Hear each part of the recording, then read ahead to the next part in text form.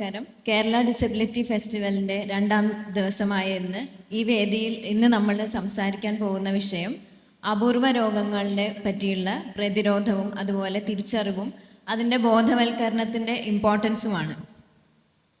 അപ്പോൾ അപൂർവ രോഗങ്ങൾ എന്ന് പറയുന്നത് വളരെ റെയറായി കണ്ടുവരുന്ന, വളരെ അപൂർവം ചില ആൾക്കാർക്ക് മാത്രം കണ്ടുവരുന്ന, പലപ്പോഴും ജനിതക കാരണങ്ങളാലും ചിലപ്പോൾ മറ്റു പല കാരണങ്ങളാലും ഉണ്ടാവുന്ന അവസ്ഥകളെയാണ് നമ്മൾ ഇത്തരം അപൂർവ രോഗങ്ങളെന്ന് വിളിക്കുന്നത്.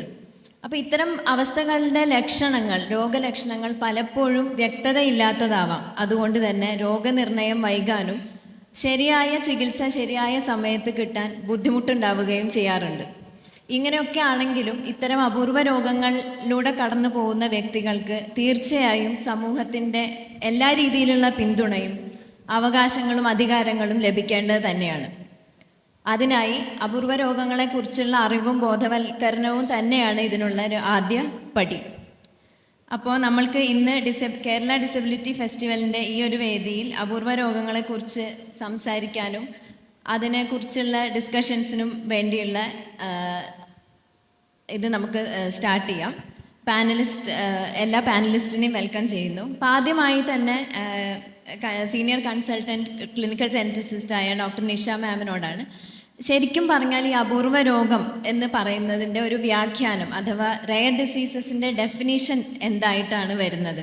നമ്മൾ പലപ്പോഴും കേട്ടിട്ടുണ്ട് അപൂർവം എന്ന് പറഞ്ഞാൽ ഇത് വളരെ കുറവ് ആൾക്കാരിൽ മാത്രം അനുഭവിക്കുന്ന ഒരു കാര്യമാണ്. അപ്പോൾ അതിന് ശരിക്കും ശരിയായ രീതിയിലുള്ളൊരു ഡെഫിനീഷൻ ഉണ്ടോ? ഉണ്ടെങ്കിൽ അതെന്താണെന്ന് നമുക്കൊന്ന് പറഞ്ഞു തരാൻ കഴിയും? ആദ്യമായി തന്നെ ഇങ്ങനെയൊരു വേദി, അതായത് നമ്മുടെ അപൂർവ രോഗങ്ങളെ പറ്റിയിട്ടുള്ള ഒരു ചർച്ചയ്ക്കൊരു വേദി ഒരുക്കി തന്ന ഈ സംഘാടകർക്ക്, തണലും അതുപോലെ ഇതുമായിട്ട് ചേർന്ന് പ്രവർത്തിക്കുന്ന എല്ലാവർക്കും ഹൃദയം നിറഞ്ഞ നന്ദി രേഖപ്പെടുത്തിക്കൊള്ളുന്നു. ഇപ്പോൾ ഗോപിക ചോദിച്ച പോലെ അപൂർവ രോഗങ്ങൾക്ക് ഒരു നിർവചനമുണ്ടോ? നമ്മളെല്ലാവരും വളരെ ഒത്തൻറ്റിക്കായിട്ട് എടുക്കുന്നത് WHO വേൾഡ് ഹെൽത്ത് ഓർഗനൈസേഷൻ്റെ ഡെഫിനിഷനാണ്. വേൾഡ് ഹെൽത്ത് ഓർഗനൈസേഷൻ്റെ ഡെഫിനിഷൻ പ്രകാരം 1000 പേരിൽ ഒരാൾക്ക് ഉണ്ടെങ്കിൽ അതിനെയാണ് WHO റെയർ ഡിസീസായിട്ട് എടുത്തിരിക്കുന്നത്. പക്ഷേ അമേരിക്ക, UK പോലുള്ള രാജ്യങ്ങൾ 10,000-ൽ 5 എന്നുള്ളതാണ്. 10,000 പേരിൽ 5 പേർക്ക് എന്നുള്ള പ്രിവലൻസ്, വ്യാപനം, അതിനെയാണ് റെയർ ഡിസീസ് എന്നുള്ള അപൂർവ രോഗങ്ങളുടെ ഗണത്തിൽപ്പെടുത്തിയിരിക്കുന്നത്. പക്ഷേ നമുക്ക് ഇന്ത്യയിൽ എന്താ പറയുക, 147 കോടി ജനങ്ങളുള്ള ഇന്ത്യയിൽ നമുക്ക് അപൂർവ രോഗങ്ങൾക്ക് രജിസ്ട്രി അല്ലെങ്കിൽ നമുക്കൊരു കണക്ക് ഇല്ല.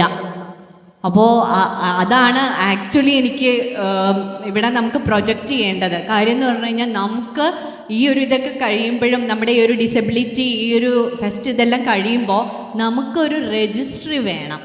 നമ്മുടെ എന്താ പറയുക, കാലിക്കറ്റ്, കേരളത്തിൽ നിന്ന് ഇതിൻ്റെ ഒരു രജിസ്ട്രി, ഫസ്റ്റ് രജിസ്ട്രി തുടങ്ങണം. നമുക്കൊരു രജിസ്ട്രി വേണം, എന്നാലേ ഇതിൻ്റെ വ്യാപ്തി അറിയുള്ളൂ. സോ നമുക്ക് അതിന് ഒരു ഡെഫിനേഷൻ നമ്മൾക്കായിട്ടില്ലെങ്കിലും WHO ഒരു ഡെഫിനേഷൻ വെച്ച് നമുക്ക് മനസ്സിലായി. അപ്പോൾ ഈ 1000-ൽ 1 എന്നുള്ള ഒരു ഡെഫിനേഷനിലേക്ക് നമ്മൾ പോകുമ്പോൾ, അങ്ങനെയാണെങ്കിൽ അത്രയും കുറച്ച് പേർക്ക് മാത്രം അനുഭവപ്പെടുന്ന ഒരു കാര്യമാണെങ്കിൽ എനിക്ക് മിസ്റ്റർ തോമസ് സാറിനോടാണ് ചോദിക്കാനുള്ളത്. നമുക്ക് അങ്ങനെ അത്രയും വളരെ കുറച്ച് പേരെ മാത്രം ബാധിക്കുന്ന ഒന്നാണെങ്കിൽ എന്തുകൊണ്ടാണ് അതിലൊരു പബ്ലിക് അവയർനെസ്സിൻ്റെ ഒരു ആവശ്യം എപ്പോഴാണ് വരുന്നത്? എല്ലാവരും അതിനെക്കുറിച്ച് അറിഞ്ഞിരിക്കണം എന്ന് നമ്മൾ പറയുന്നതും നമ്മൾ ഇന്നിങ്ങനെ ഒരു പാനൽ ഡിസ്കഷൻ വെക്കേണ്ടതുമായിട്ടുള്ള കാരണം എന്താണ് എന്നൊന്ന് പറയാൻ, ബോധവൽക്കരണത്തിൻ്റെ ആവശ്യം എന്താണെന്നൊന്ന് ചുരുക്കി പറയാൻ പറ്റും? ആദ്യമായി തന്നെ ഇവിടെ ഈ വേദിയിൽ ഒരു അവസരം നൽകിയ ഇതിൻ്റെ സംഘാടക സമിതിക്ക് നന്ദിയും കടപ്പാടും അറിയിക്കുന്നു. ഇവിടെ ഉന്നയിച്ച ചോദ്യം ഈ അപൂർവ രോഗങ്ങളെക്കുറിച്ച് ഒരു അവയർനെസ് സമൂഹത്തിന് കൊടുക്കേണ്ടതിൻ്റെ ആവശ്യകത കുറിച്ചാണ്. അപ്പോൾ എനിക്ക് ഇതിനകത്ത് പറയാനുള്ളത്, അപൂർവ രോഗങ്ങൾ എന്ന് പറയാൻ ഞാൻ ആഗ്രഹിക്കുന്നില്ല. കാരണം ഭിന്നശേഷിത്വത്തിലും എല്ലാം അപൂർവങ്ങൾ തന്നെയാണ്. ഒരേ തരത്തിലുള്ള ഭിന്നശേഷിയുള്ള ഒരാളെ നമുക്കിവിടെ ഇല്ല. ലക്ഷങ്ങളുണ്ട്, ലക്ഷങ്ങളും വ്യത്യസ്തമാണ്. ഒരുപക്ഷെ നമ്മുടെ വൈദ്യശാസ്ത്രം ഇതിനെ മുഴുവൻ ഡിഫൈൻ ചെയ്യുകയാണെങ്കിൽ ഇന്ന് 21 തരം ഭിന്നശേഷിത്വമല്ല ഉള്ളത്. നമുക്കറിയാം 2016 വരെ നമുക്ക് 8 തരം ഭിന്നശേഷിത്വം വരുന്നുണ്ടായിരുന്നു. 2016 ശേഷം 21 തരമായി മാറി. അതിലേറെ ഭിന്നശേഷിത്വമുണ്ട്. ഒരു പക്ഷേ ഒരു കുടുംബത്തിൻ്റെ സാമ്പത്തിക സ്ഥിതി അനുസരിച്ച് ഡയഗ്നൈസ് ചെയ്യപ്പെട്ടതുകൊണ്ടാണ് അപൂർവ രോഗങ്ങൾ പലപ്പോഴും നമുക്ക് കാണാൻ കഴിയുന്നത്. അതിന് ഉദാഹരണമുണ്ട്. കോട്ടയത്ത് ഉള്ള സ്മിത ആന്റണി. ഇന്ത്യയിലെ അപൂർവമായ രോഗത്തിന് അടിമയാണ് 2 മക്കളും. അവർ അന്ന് നേഴ്സും ഭർത്താവ് ഗൾഫിൽ ജോലിയുള്ളതുകൊണ്ട് ഡയഗ്നോസ് ചെയ്യാൻ പോയതുകൊണ്ടാണ് അത് അപൂർവ രോഗമായിട്ട് അറിയപ്പെട്ടത്. ഇല്ല എങ്കിൽ തീർച്ചയായിട്ടും ഈ 21 തരം ഭിന്നശേഷി ഏതെങ്കിലും ഒന്നായിട്ട് അത് മാറിയാനേ എന്നുള്ളതാണ്. പിന്നെ ഇതിൻ്റെ അവയർനെസ് എന്നുള്ളത് ഏറ്റവും പ്രാധാന്യം അറിയിക്കുന്ന ഒന്നാണ്. അത് എനിക്ക് തോന്നുന്നത് മാതാപിതാക്കൾക്കല്ല കൂടുതലായിട്ട് വേണ്ടത്, മാതാപിതാക്കളാകാൻ പോകുന്ന വരുന്ന തലമുറയ്ക്കാണ്. നമ്മൾ രോഗമുണ്ടായി ചികിത്സിക്കുക എന്നതിലപ്പുറം രോഗം വരാതിരിക്കാൻ കഴിയുന്ന തരത്തിൽ മെഡിക്കൽ സയൻസ് ഇന്ന് വളർന്നിട്ടുണ്ട് എന്നുള്ളതാണ്. വിദേശ രാജ്യങ്ങളിലൊക്കെ വിവാഹം കഴിക്കാൻ പോകുന്ന ആളുകൾ അവർ ബ്ലഡ് ടെസ്റ്റ് ചെയ്ത് തങ്ങൾക്ക് ജനിക്കുന്ന കുട്ടി ഭിന്നശേഷിയുള്ള കുട്ടിയാണോ എന്നറിഞ്ഞ് അതിനുള്ള മരുന്ന് കഴിച്ച് ആ മാറ്റിയതിന് ശേഷം വിവാഹം കഴിച്ച് മക്കളുണ്ടാകുന്നുണ്ട്. ഇന്ത്യയിൽ പലപ്പോഴും രക്ഷിതാക്കൾ തയ്യാറല്ല എന്നുള്ളതാണ്. പെട്ടെന്നുള്ള വിവാഹം. ഇപ്പോൾ ഗൾഫിലൊക്കെ ആൾക്കാർ ഓൺലൈൻ കണ്ടു, വിവാഹം കഴിച്ചു, വേറെ ടെസ്റ്റുകളൊന്നുമില്ല. ഇതാണ് അവസ്ഥ. അപ്പോൾ വരും തലമുറയിലേക്ക് ഇപ്പം ഞങ്ങൾക്ക് എന്തെങ്കിലും വേണം, ഈ ജനിച്ചു വീഴുന്ന ഓരോ കുട്ടിയും ഏതവസ്ഥയിലൂടെയാണ് കടന്നു പോകുന്നതെന്ന് അറിയാനുള്ള സംവിധാനങ്ങൾ നിർബന്ധമായും ഈ രാജ്യത്ത് കൊണ്ടുവരണം. അത് നിർബന്ധമാക്കുക എന്നുള്ളതാണ്. വിവാഹം കഴിക്കാൻ പോകുന്നൊരു പുസ്തകം വായിക്കണം. ഇപ്പോൾ പുസ്തകം വായിക്കാൻ സമയത്ത് ആപ്പുകളുണ്ട്, ആ ആപ്പുകൾ ഉപയോഗിക്കാൻ പറ്റും. അങ്ങനെ ചെറുപ്പത്തിലെ നമുക്കൊരു അവബോധം കിട്ടിയാൽ നമുക്ക് ഇന്ന് അത്യാവശ്യം പ്രിവെൻറ്റ് ചെയ്യാനുള്ള സംവിധാനങ്ങൾ നമ്മുടെ രാജ്യത്തുണ്ട്, കുറച്ചൊക്കെ ഉണ്ട്. ഇപ്പം എനിക്ക് 23 വയസ്സുള്ള മകനാണ്. ജനിക്കുന്നതിന് മുന്നേ ഒരു ഭിന്നശേഷിയുള്ള കുട്ടിയാണ് എന്ന ബോധത്തിൽ തന്നെ ജന്മം കൊടുത്തതാണ്. പക്ഷെ ജനിച്ചു കഴിഞ്ഞ ശേഷം അവന് സെർബൽ പാൾസി വിത്ത് മെൻ്റൽ റിട്ടാർഡേഷൻ ആണ് എന്നറിയുന്നത് 11 വയസ്സ് കഴിഞ്ഞിട്ടാണ്. കാരണം അന്ന് മലപ്പുറം ജില്ലയിൽ ആകെ ഒരു സെൻറ്ററേ ഉള്ളൂ. പിന്നെ കോഴിക്കോട് മെഡിക്കൽ കോളേജുള്ളേ. നമുക്ക് നാട്ടിൽ നിന്ന് വഴിക്കടവിൽ നിന്നും കോഴിക്കോടേക്ക് ആഴ്ചയിൽ എത്താനുള്ള സാമ്പത്തിക പ്രതിസന്ധി കാരണം പോരാൻ കഴിഞ്ഞില്ല. പിന്നെയുള്ള മൈസൂരാണ്. അങ്ങനെ മൈസൂർ എത്തിയതിന് ശേഷമാണ് ഇവൻ കൃത്യമായി സെർബൽ പാൾസി വിത്ത് മെൻ്റൽ റിട്ടാർഡേഷൻ എന്ന് അറിയുന്നത്. അതുവരെ മറ്റുള്ള ആളുകൾ പറയും ഓട്ടിസം എന്ന് പറയും, ശരി ഓട്ടിസം. അങ്ങനെ ആ അവയർനെസ് സെർബൽ പാൾസി ആണെന്ന് അറിഞ്ഞതിന് ശേഷം ആ വിഷയത്തെക്കുറിച്ച് പഠിക്കാൻ ശ്രമിച്ചു. പഠിച്ചു കഴിഞ്ഞപ്പോൾ ഇവിടെ നമുക്ക് അതിനായിട്ടുള്ള ട്രെയിനിങ് സംവിധാനങ്ങൾ നമുക്കില്ല. അപ്പോൾ എന്ത് ചെയ്തു, നമുക്കത് വാങ്ങാനുള്ള ശേഷിയില്ലെങ്കിൽ നമ്മൾ സ്വന്തമായി നമ്മുടെ വീട്ടിൽ അത് ചെയ്യാൻ തുടങ്ങി. ഉദാഹരണം, ഒരു തെറാപ്പിയുടെ അടുത്ത് പോകുമ്പോൾ കാലിങ്ങനെ ആക്കണം എന്ന് പറയും. നമ്മൾ പിടിക്കുമ്പോൾ ബലം പിടിക്കും. പിന്നെ എനിക്ക് തോന്നി നമ്മൾ ബലം പിടിച്ചൊരു കാര്യമില്ല, ഇവൻ തന്നെ ചെയ്യുമ്പോൾ എന്താവും, തന്നെ കാല് പറയുന്നത്. അപ്പോൾ ഒരു നെറ്റ് ഉണ്ടാക്കി അതിന് മേളിൽ ഏറ്റവും ഇഷ്ടപ്പെട്ട സാധനം വെച്ച് കൊടുത്തു, തന്നെ കയറി. അപ്പോൾ എന്തായി, 1 മാസം കൊണ്ട് അവൻ്റെ കാലിൻ്റെ ആ ടഫ്നെസ് മാറി കിട്ടി. അപ്പം തൻ്റെ കുട്ടിയുടെ ഭിന്നശേഷിത്വം എന്താണെന്ന് ഒരു അവബോധം തങ്ങൾക്കുണ്ടാവണം, കുടുംബത്തിനുണ്ടാവണം, സമൂഹത്തിനുണ്ടാവണം. വളർന്നു വരുന്ന സമൂഹത്തിന് പാഠ്യപുസ്തകങ്ങളിലെങ്കിലും ഈ ഭിന്നശേഷിയെക്കുറിച്ച് ഒരു അവയർനെസ് കൊടുത്താൽ അവൻ വിവാഹം കഴിക്കാൻ പോകുമ്പോൾ ഇത്തരം കാര്യങ്ങൾ ടെസ്റ്റ് നടത്തും. ആ ടെസ്റ്റ് നടത്തി കഴിഞ്ഞാൽ ഭിന്നശേഷിത്വം ഉണ്ടോയെന്ന് അറിയാൻ പറ്റും, ജനിച്ചു കഴിഞ്ഞാൽ അറിയാൻ പറ്റും, എല്ലാ ഭിന്നശേഷി എന്താണെന്ന് അറിയാൻ പറ്റും. ഈ അവബോധം സമൂഹത്തിൽ വന്നു കഴിഞ്ഞാൽ വരും കാലങ്ങളിൽ നമുക്ക് ഇന്നുണ്ടാകുന്നതിൻ്റെ ഒരു 50% നമ്മുടെ ഭിന്നശേഷിയുടെ തോത് കുറയ്ക്കാൻ പറ്റും. ഇപ്പോൾ വർദ്ധിച്ചു വരികയാണ്. കാരണം നമ്മുടെ പല കാരണങ്ങളുണ്ടാവും, അതേക്കുറിച്ച് പോകില്ല. പക്ഷേ അവബോധം എന്നുള്ളത് നമുക്ക് അനിവാര്യമായ ഒരു സംഗതിയാണ്. ആ അവബോധം വരേണ്ടത് അടുത്ത തലമുറയ്ക്കാണ്. ഇന്നിപ്പോൾ ഞങ്ങളൊക്കെ ജീവിച്ചു പോകണമെങ്കിൽ ഞങ്ങളോടൊപ്പമുള്ള സമൂഹത്തിനും തലമുറയ്ക്കും ആ അവബോധം വേണം. അതുണ്ടെങ്കിൽ മാത്രമേ ഞങ്ങൾക്കും ശരിയായ രീതിയിൽ കുടുംബത്തിൽ ജീവിച്ചു പോകാൻ പറ്റുള്ളൂ. കാരണം ഞങ്ങൾ കുറേ പ്രതിസന്ധി നേരിടുന്നുണ്ട്. അതിനെ അതിജീവിക്കണമെങ്കിൽ ഈ അവബോധം ഉണ്ടായിരിക്കണം എന്നുള്ളതാണ്. ഇപ്പം നമുക്ക് മനസ്സിലായത് പറഞ്ഞതിൽ നിന്ന് ഓരോ ഈവൻ പാഠപുസ്തകങ്ങളിൽ നിന്ന് തന്നെ അതിനെക്കുറിച്ചുള്ള ബേസിക് ആയിട്ടുള്ള ഒരു അണ്ടർസ്റ്റാൻഡിങ് നമുക്ക് കിട്ടണം എല്ലാവർക്കും. അതായത് പബ്ലിക്കിന് അത് അറിഞ്ഞിരിക്കേണ്ട ഒരു ഇമ്പോർട്ടൻസ് എന്താണെന്നുള്ളതാണ് ചുരുക്കി പറഞ്ഞത്. അപ്പോൾ ഒരു രക്ഷിതാവ് എന്ന നിലയിൽ യൂസഫ് സാറിനോട് ചോദിക്കാനുള്ളത്, ഇത്തരം ഒരു അവയർനെസ് സ്വന്തം കുഞ്ഞിൽ ആ ഒരു രോഗലക്ഷണങ്ങൾ കാണുന്നതിന് മുമ്പേ ഒരു ചികിത്സ ഒരു രോഗനിർണയത്തിലേക്ക് എത്തുന്നതിന് മുമ്പേ അത്തരം ഒരു അവയർനെസ് ഒരു പബ്ലിക് എന്ന രീതിയിൽ എത്രണ്ടും ഉണ്ടായിരുന്നു. അതായത് ആദ്യത്തെ ലക്ഷണങ്ങൾ എപ്പോൾ കണ്ടു തുടങ്ങി, അത് വേഗം തന്നെ മനസ്സിലായോ, അതേപോലെ തന്നെ മനസ്സിലാക്കാൻ വൈകിയത് കൊണ്ട് ഒരു രോഗനിർണയത്തിൽ വൈകലുണ്ടായോ, ഡിലേഡ് ഡയഗ്നോസിസ് എന്ന് പറയുമല്ലോ. അപ്പോൾ അങ്ങനെ ഉണ്ടായോ, അതിൻ്റെ ഒരു അനുഭവം ഒന്ന് പങ്കുവയ്ക്കാൻ പറ്റും? Good afternoon. പിന്നെ ആയുസ്സും ആരോഗ്യവും ഒക്കെ എല്ലാ മനുഷ്യരും ഇഷ്ടപ്പെടുന്നതാണ്. അപ്പോൾ രോഗങ്ങളെക്കുറിച്ച് ചർച്ച ചെയ്യുമ്പോൾ സ്വാഭാവികമായിട്ടും ആളുകൾ താല്പര്യപ്പെടാത്തതാണ്. അപൂർവ രോഗം കൂടിയാവുമ്പോൾ എനിക്ക് തോന്നുന്നു അത് തീരെ താല്പര്യം ഉണ്ടാവില്ല. അതുകൊണ്ടായിരിക്കാം ചിലപ്പോൾ ഈ നമ്മുടെ സദസ്സ് തന്നെ ശുഷ്കിച്ചു പോയത്. അത് പ്രശ്നമല്ല. അപൂർവം രോഗം എന്ന് പറയുന്നത് അപൂർവമല്ല. അത് ഇന്ത്യയിലെ 3 മുതൽ 10 കോടി വരെ ജനങ്ങളെ ബാധിക്കുന്ന ഒരു പ്രശ്നമാണ്. അതേപോലെ തന്നെ ആഗോളതലത്തിലും 30 കോടിയോളം ജനങ്ങൾ അപൂർവ രോഗം കൊണ്ട് പ്രയാസപ്പെടുന്നുണ്ട്. അപ്പോൾ എന്തു തന്നെയായാലും ഒരു രക്ഷിതാവ് എന്ന നിലക്ക് അവരോടൊക്കെ ഐക്യദാർഢ്യം പ്രകടിപ്പിച്ചുകൊണ്ട് തന്നെ എൻ്റെ ഒരു ജീവിത എക്സ്പീരിയൻസ് ഞാൻ പറയുകയാണ്. അപൂർവ രോഗം എന്ന് പറഞ്ഞാൽ നമ്മൾ കാണുന്നത് പോലെ എല്ലാ തരം മെഡിക്കൽ സയൻസിൻ്റെ എല്ലാ ഇതിലും ഉണ്ട്. പക്ഷെ നമ്മൾ ഇന്ന് ഇവിടെ ഒരു ഡിസബിലിറ്റി ഫെസ്റ്റിൻ്റെ വേദിയിൽ ചർച്ച ചെയ്യുമ്പോൾ എനിക്ക് തോന്നുന്നു ഞാൻ 2 മക്കളുമായിട്ടുള്ള ജീവിതയാത്രയിലാണ്. അപൂർവ രോഗാവസ്ഥയിലുള്ള 2 മക്കളുമായുള്ള ജീവിതയാത്രയിലാണ്. അപ്പോൾ അതിൽ ഡിസബിലിറ്റി ഉള്ള ആളെന്ന് പറഞ്ഞാൽ ഇളയ ആൾ, റെറ്റ് സിൻഡ്രോം എന്ന അവസ്ഥയിലുള്ള അപൂർവ രോഗങ്ങളുടെ കൂടി ഗണത്തിൽപ്പെടുന്ന അവളെക്കുറിച്ച് പറയാൻ മാഡം ചോദിച്ചതിന് അവളുടെ കാര്യത്തിലൂടെ ഉത്തരം പറയാനായിരിക്കും നല്ലതെന്ന് തോന്നുന്നു. കാരണം അവൾ പിന്നെ 1 വയസ്സിന് ശേഷമാണ് അവൾക്ക് അവസ്മാരം വരികയും അവൾ ഒരു പിന്നെ എന്തൊക്കെയോ അവൾക്ക് പ്രശ്നം ഉണ്ട് എന്ന് നമ്മൾ തിരിച്ചറിയുകയും പിന്നെ അവളെയും കൊണ്ടുള്ള യാത്രകൾ തുടങ്ങുകയും ചെയ്യുന്നത്. സ്വാഭാവികമായും നമ്മൾ കേരളത്തെ സംബന്ധിച്ച് ആ സമയത്തൊന്നും ഇത്ര സൗകര്യങ്ങളൊന്നും ഇല്ലാത്തത് കൊണ്ട് തന്നെ നമ്മൾ പലരുടെയും നിർദ്ദേശപ്രകാരം നിംഹാൻസിലേക്ക് പോയി. നിംഹാൻസ് എന്ന് പറഞ്ഞത് ഡെവലപ്മെൻ്റൽ ഡിലേ ഉണ്ട് എന്നൊക്കെയായിരുന്നു ആദ്യഘട്ടത്തിൽ പറഞ്ഞത്. പിന്നീട് തുടർച്ചയായി അവിടെ ഇത് കൺസൾട്ടേഷനൊക്കെ പോയപ്പോൾ ഒരു ഡോക്ടർ സൈക്കോളജിസ്റ്റാണ് ആദ്യമൊക്കെ പറഞ്ഞുകൊണ്ടിരുന്നത് പെൺകുട്ടികൾക്ക്, അവളൊരു 3 വയസ്സെത്തിയപ്പോൾ ഒക്കെയാണെന്ന് തോന്നുന്നത്, പെൺകുട്ടികൾക്ക് വരുന്ന ഓട്ടിസം എന്നൊക്കെയായിരുന്നു പറഞ്ഞത്. പിന്നീട് ഒരു ഡോക്ടർ ഒരു ക്വസ്റ്റ്യൻ മാർക്ക് ചെയ്തു, റെറ്റ് സിൻഡ്രോം എന്ന് എഴുതിയിട്ട് അതിലൊരു ക്വസ്റ്റ്യൻ മാർക്ക് ചെയ്തു. ആ സമയത്ത് നമുക്ക് റെറ്റ് സിൻഡ്രോവും അപൂർവ രോഗവും ഒന്നും അറിയില്ല. അത് കഴിഞ്ഞിട്ടും ആ ഒരു ക്വസ്റ്റ്യൻ മാർക്ക് എഴുതിയതല്ലാതെ അവർ വീണ്ടും പിന്നെ പെൺകുട്ടികൾക്ക് വരുന്ന അപൂർവ ഇത് ഓട്ടിസം എന്ന് തന്നെയായിരുന്നു അവർ പറഞ്ഞുകൊണ്ടിരുന്നത്.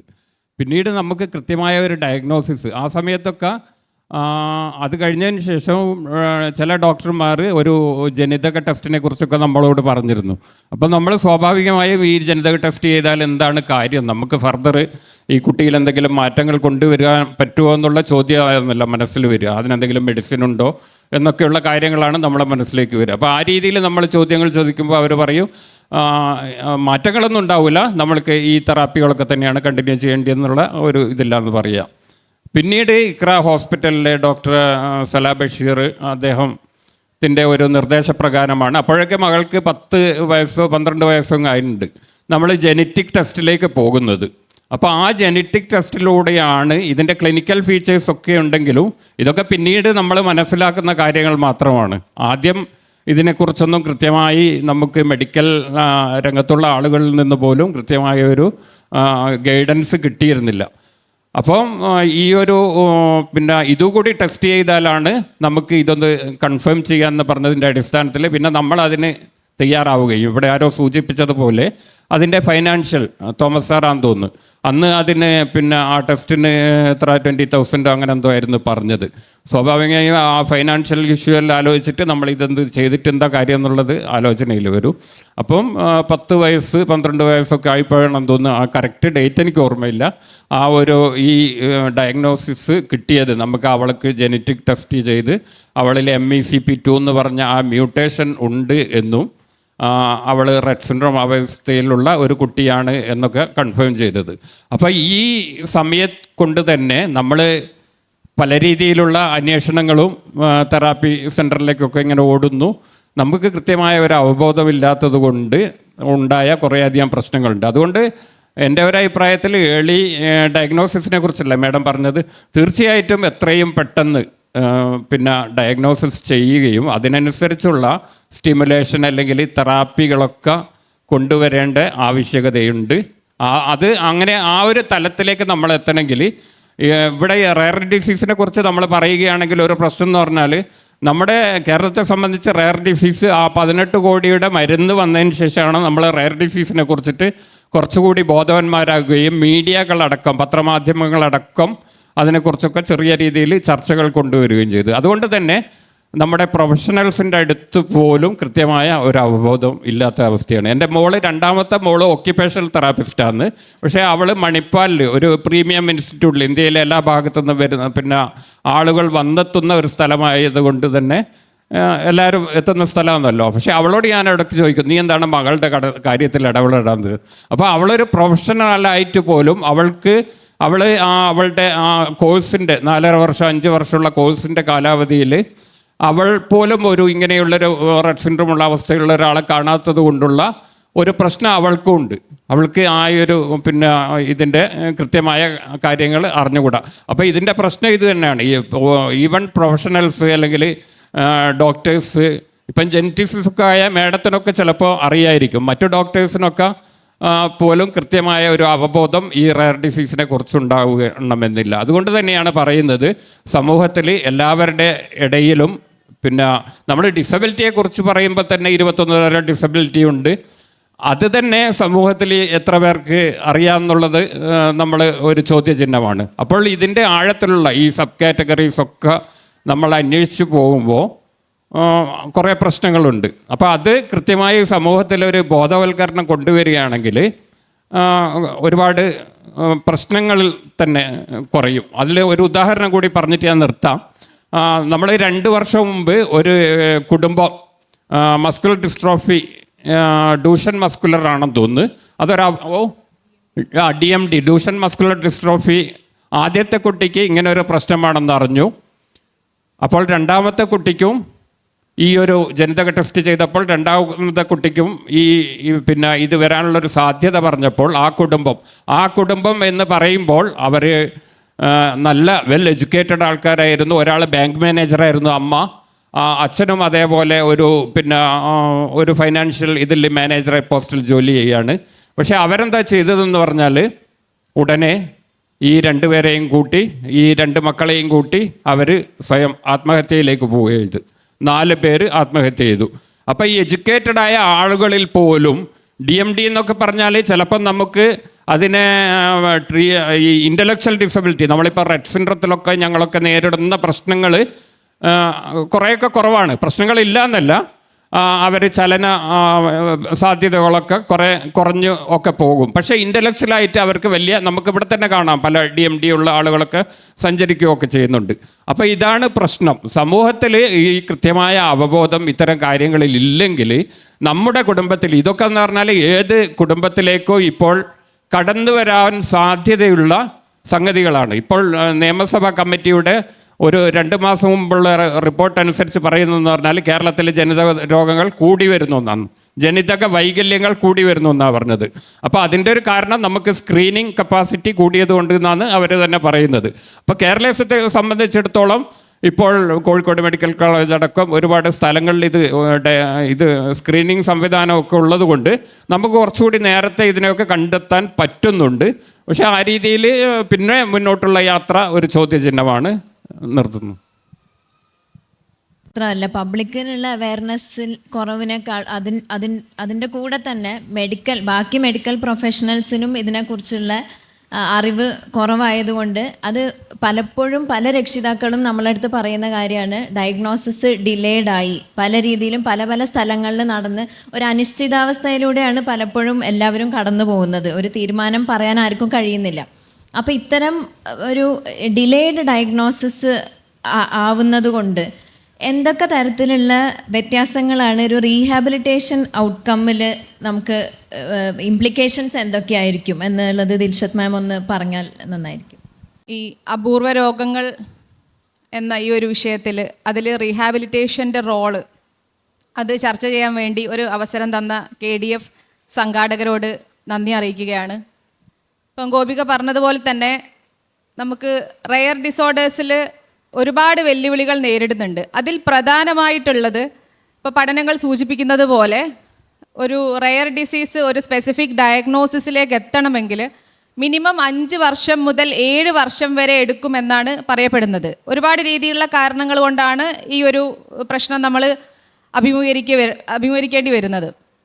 അപ്പോൾ ഇത് നമ്മളുടെ റീഹാബിലിറ്റേഷൻ എങ്ങനെ ബാധിക്കുന്നു എന്ന് ചോദിച്ചാൽ, ഒരു രോഗി നമ്മളടുത്തേക്ക് റീഹാബിലിറ്റേഷൻ അല്ലെങ്കിൽ പുനരധിവാസത്തിന് വേണ്ടി വരുന്ന സമയത്ത് ഒരു സ്പെസിഫിക് ഡയഗ്നോസിസ് ഇല്ലാണ്ട് വരുമ്പോൾ ആ രോഗിയുടെ ഒരു നാച്ചുറൽ ഹിസ്റ്ററി, ആ രോഗത്തിൻ്റെ ഒരു നാച്ചുറൽ ഹിസ്റ്ററി എന്താണ്, അതിൻ്റെ മുന്നോട്ടേക്കുള്ളൊരു പോക്ക് എങ്ങനെയാണ്, അതല്ലെങ്കിൽ ആ ഒരു രോഗിക്ക് വരാൻ പറ്റുന്ന ഏറ്റവും കൂടുതൽ കിട്ടുന്ന ഒരു മാക്സിമം റിക്കവറി, അതിൻ്റെ ഒരു മാക്സിമം പൊട്ടൻഷ്യൽ എത്രയാണ്, ഇങ്ങനെയുള്ള കാര്യങ്ങളെ പറ്റിയൊന്നും നമുക്കൊരു വ്യക്തമായ ധാരണ ഉണ്ടാവില്ല. അപ്പോൾ ഈ റീഹാബിലിറ്റേഷൻ പ്രൊഫഷൻസിനെ സംബന്ധിച്ചിടത്തോളം നമ്മളൊരു രോഗത്തിന് റീഹാബിലിറ്റേഷൻ ഗോൾ നിശ്ചയിക്കുന്ന സമയത്ത് ആ രോഗിക്ക് അല്ലെങ്കിൽ ആ ഒരു വ്യക്തിക്ക് എത്തിപ്പെടാൻ പറ്റുന്നതിൻ്റെ പരമാവധി എത്രയുണ്ടെന്ന് നോക്കിയിട്ടാണ് നമ്മൾ ഗോൾ നിശ്ചയിക്കുക. അപ്പോൾ നമുക്ക് ആ ഒരു ഗോൾ സെറ്റിംഗ് എപ്പോഴും ഒരു വെല്ലുവിളി നേരിടുന്ന ഒരു ഏരിയ ആണ്. അതേപോലെ തന്നെ നമുക്ക് കറക്റ്റായിട്ട് അവർ കൂടെയുള്ള പാരൻസിനാണെങ്കിലും കെയർ ഗിവേഴ്സിനാണെങ്കിലും ഒരു റീഹാബ് കൗൺസിലിംഗ് കൊടുക്കാൻ പറ്റില്ല. ഇപ്പം നമ്മൾ എന്തൊക്കെയാണ് ചെയ്യുന്നത്, നമ്മൾ ഈ ചെയ്യുന്നതിൽ നിന്നും നമ്മൾ എന്ത് റിക്കവറി അല്ലെങ്കിൽ എന്ത് ഔട്ട്കമാണ് നമ്മൾ പ്രതീക്ഷിക്കുന്നത് എന്നുള്ളതിൻ്റെ ഒരു വ്യക്തത നൽകാൻ പലപ്പോഴും നമുക്ക് കഴിയാറില്ല. അതുപോലെ തന്നെ ഈ നമ്മൾ ഇത്രയും ബുദ്ധിമുട്ടുകൾ അനുഭവിച്ച് അവർ ഡെയിലി തെറപ്പിക്കൊക്കെ വന്നു കഴിഞ്ഞാൽ ഇപ്പോൾ 2 വർഷം കൊണ്ട് ഈ കുട്ടിയുടെ നില ഏത് രീതിയിലാകും എന്നുള്ളത് നമുക്ക് കാണിച്ചു കൊടുക്കാൻ പറ്റാറില്ല. അപ്പോൾ നമ്മൾക്കിപ്പോൾ ഒരു ഡൗൺ സിൻഡ്രോം ഉള്ള ഒരു കുട്ടി എൻ്റെ അടുത്തേക്ക് വരികയാണെങ്കിൽ ഒരു 6 മാസമായി തല ഉറച്ചിട്ടില്ല, ആ ഒരു അവസ്ഥയിൽ എൻ്റെ അടുത്തേക്ക് വരുമ്പോൾ എനിക്കറിയാം ഇതുപോലുള്ള ഒരുപാട് കുട്ടികൾ നമ്മളുടെ സെൻറ്ററിൽ ഉണ്ടാവും. അപ്പോൾ ഞാൻ വർക്ക് ചെയ്യുന്ന സെൻറ്ററിൽ ഒരു 40ഓളം ഡൗൺ സിൻഡ്രോം ഉള്ള ബേബീസ് ഉണ്ട്. അപ്പോൾ ഒരു പാരൻറ്റ് വന്നു കഴിഞ്ഞാൽ എനിക്ക് എല്ലാ ഏജിലുള്ള ഡൗൺ സിൻഡ്രോം ഉള്ള കുട്ടികളെ എനിക്ക് കാണിച്ചു കൊടുക്കാൻ പറ്റും. ഓക്കെ, 8 വയസ്സാകുമ്പോൾ നിങ്ങളുടെ കുട്ടി ഇതുപോലെ ഇരിക്കും, 9 വയസ്സാകുമ്പോൾ ഇതുപോലെ ഇരിക്കും, 5 വയസ്സാകുമ്പോഴത്തേക്ക് കുട്ടി സ്വന്തം കാര്യങ്ങളെല്ലാം ചെയ്യാൻ വേണ്ടി സ്വയം പര്യാപ്തയാകുന്നത് എനിക്ക് ധൈര്യത്തോടെ പറയാൻ പറ്റും. പക്ഷേ റെയർ ഡിസീസിനെ സംബന്ധിച്ചിടത്തോളം നമുക്ക് സമാനമായ രോഗമുള്ള ആളുകളെ അത്രയ്ക്ക് കാണിച്ചു കൊടുക്കാൻ കഴിയാറില്ല. അപ്പോൾ ഇതൊക്കെയാണ് നമ്മൾ അതിൻ്റെ റീഹാബിലിറ്റേഷനിൽ മെയിനായിട്ട് ഫേസ് ചെയ്യുന്ന ചലഞ്ചസ്. പിന്നെ എന്ന് പറഞ്ഞാൽ നമ്മൾ കുട്ടികളുടെ കാര്യം കൂടുതൽ എടുത്തു പറയുകയാണെങ്കിൽ കുട്ടികളുടെ തലച്ചോറിൻ്റെ ഡെവലപ്മെൻറ്റ് ഏറ്റവും കൂടുതൽ നടക്കുന്നത് ആദ്യത്തെ 1000 ദിവസങ്ങളാണെന്നാണ് നമ്മൾ പറയാം. ഒരു maximum period of neuro plasticity എന്നൊക്കെ പറയാം. ആ പ്രഗ്നൻസി ഇൻക്ലൂഡിങ് ആ പ്രഗ്നൻസി സ്റ്റേജ്, അതായത് 2 വയസ്സാകുന്നത് വരെ.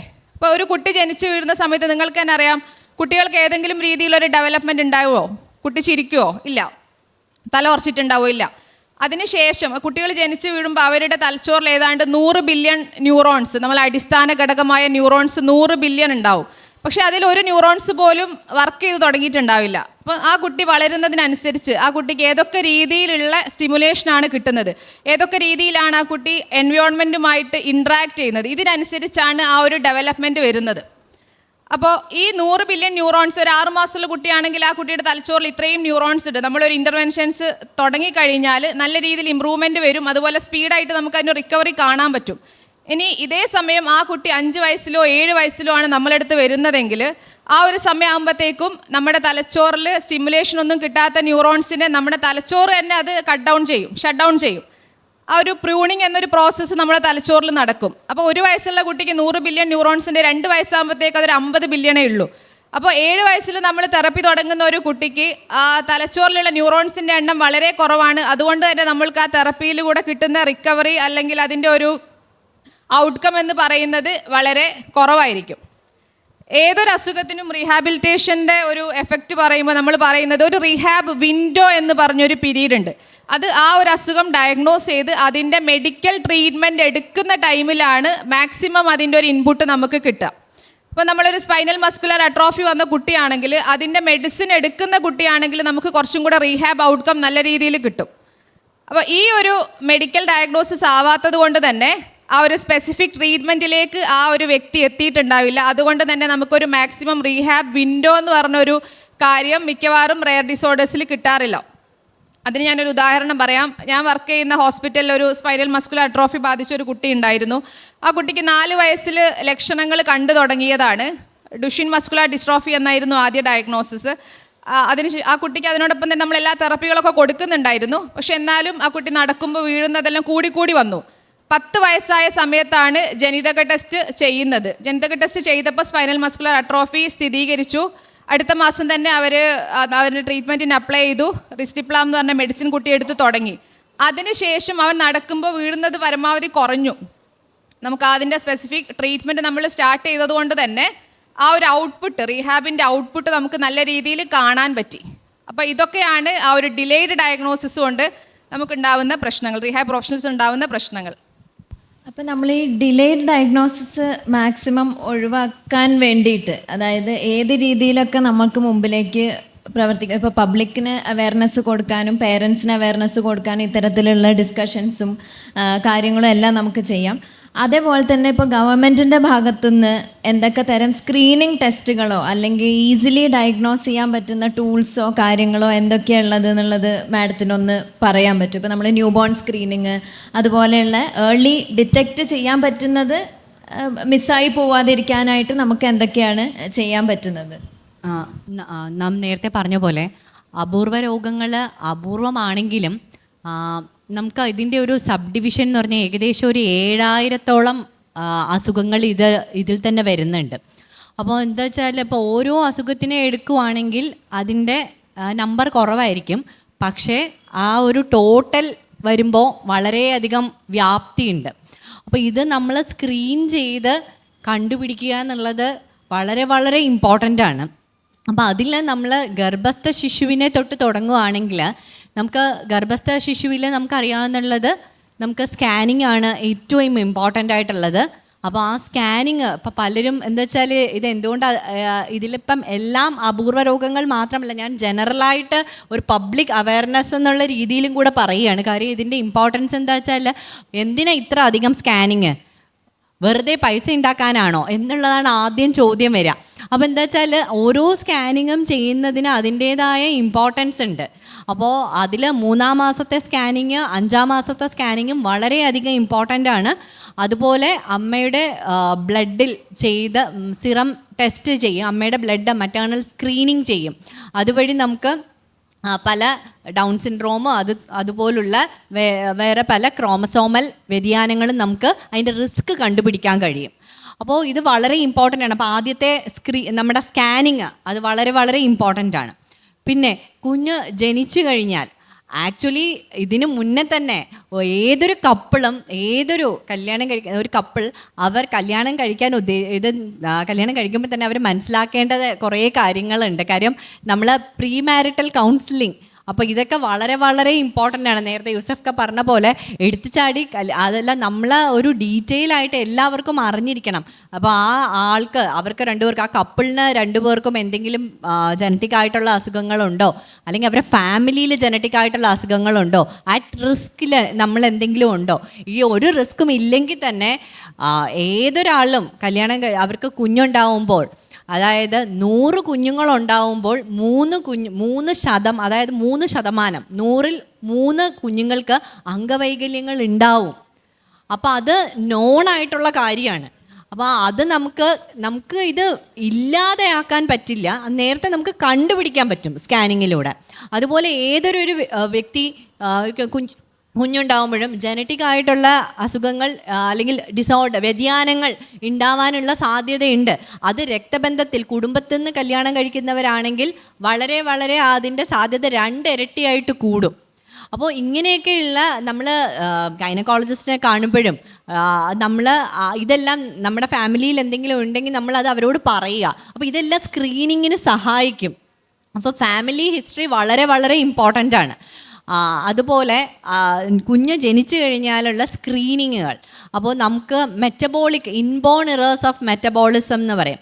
അതിലെ ഏറ്റവും നമുക്ക് ഗവൺമെൻറ്റിൻ്റെ പോളിസി ആയിട്ട് തന്നെ പല പദ്ധതികളും ഉണ്ട്. ഇപ്പോൾ ശലഭം പദ്ധതി, അതിൽ 4 കുഞ്ഞ് ജനിച്ചു കഴിയുമ്പോൾ 1 ഡ്രോപ്പ് ബ്ലഡ് മതി ഫിൽട്ടർ പേപ്പറിലൂടെ നമുക്ക് ഗവൺമെൻറ് ചെയ്ത് നമുക്ക് തരുന്നുണ്ട്. അപ്പോൾ ഇതിനകത്ത് ഫീനൈൽ കീറ്റോണ്യൂറിയ അല്ല, ഏറ്റവും കോമൺ ആയിട്ടുള്ളത് ഹൈപ്പോതൈറോയിഡിസം, തൈറോയിഡ് ഹോർമോണിൻ്റെ കുറവ്.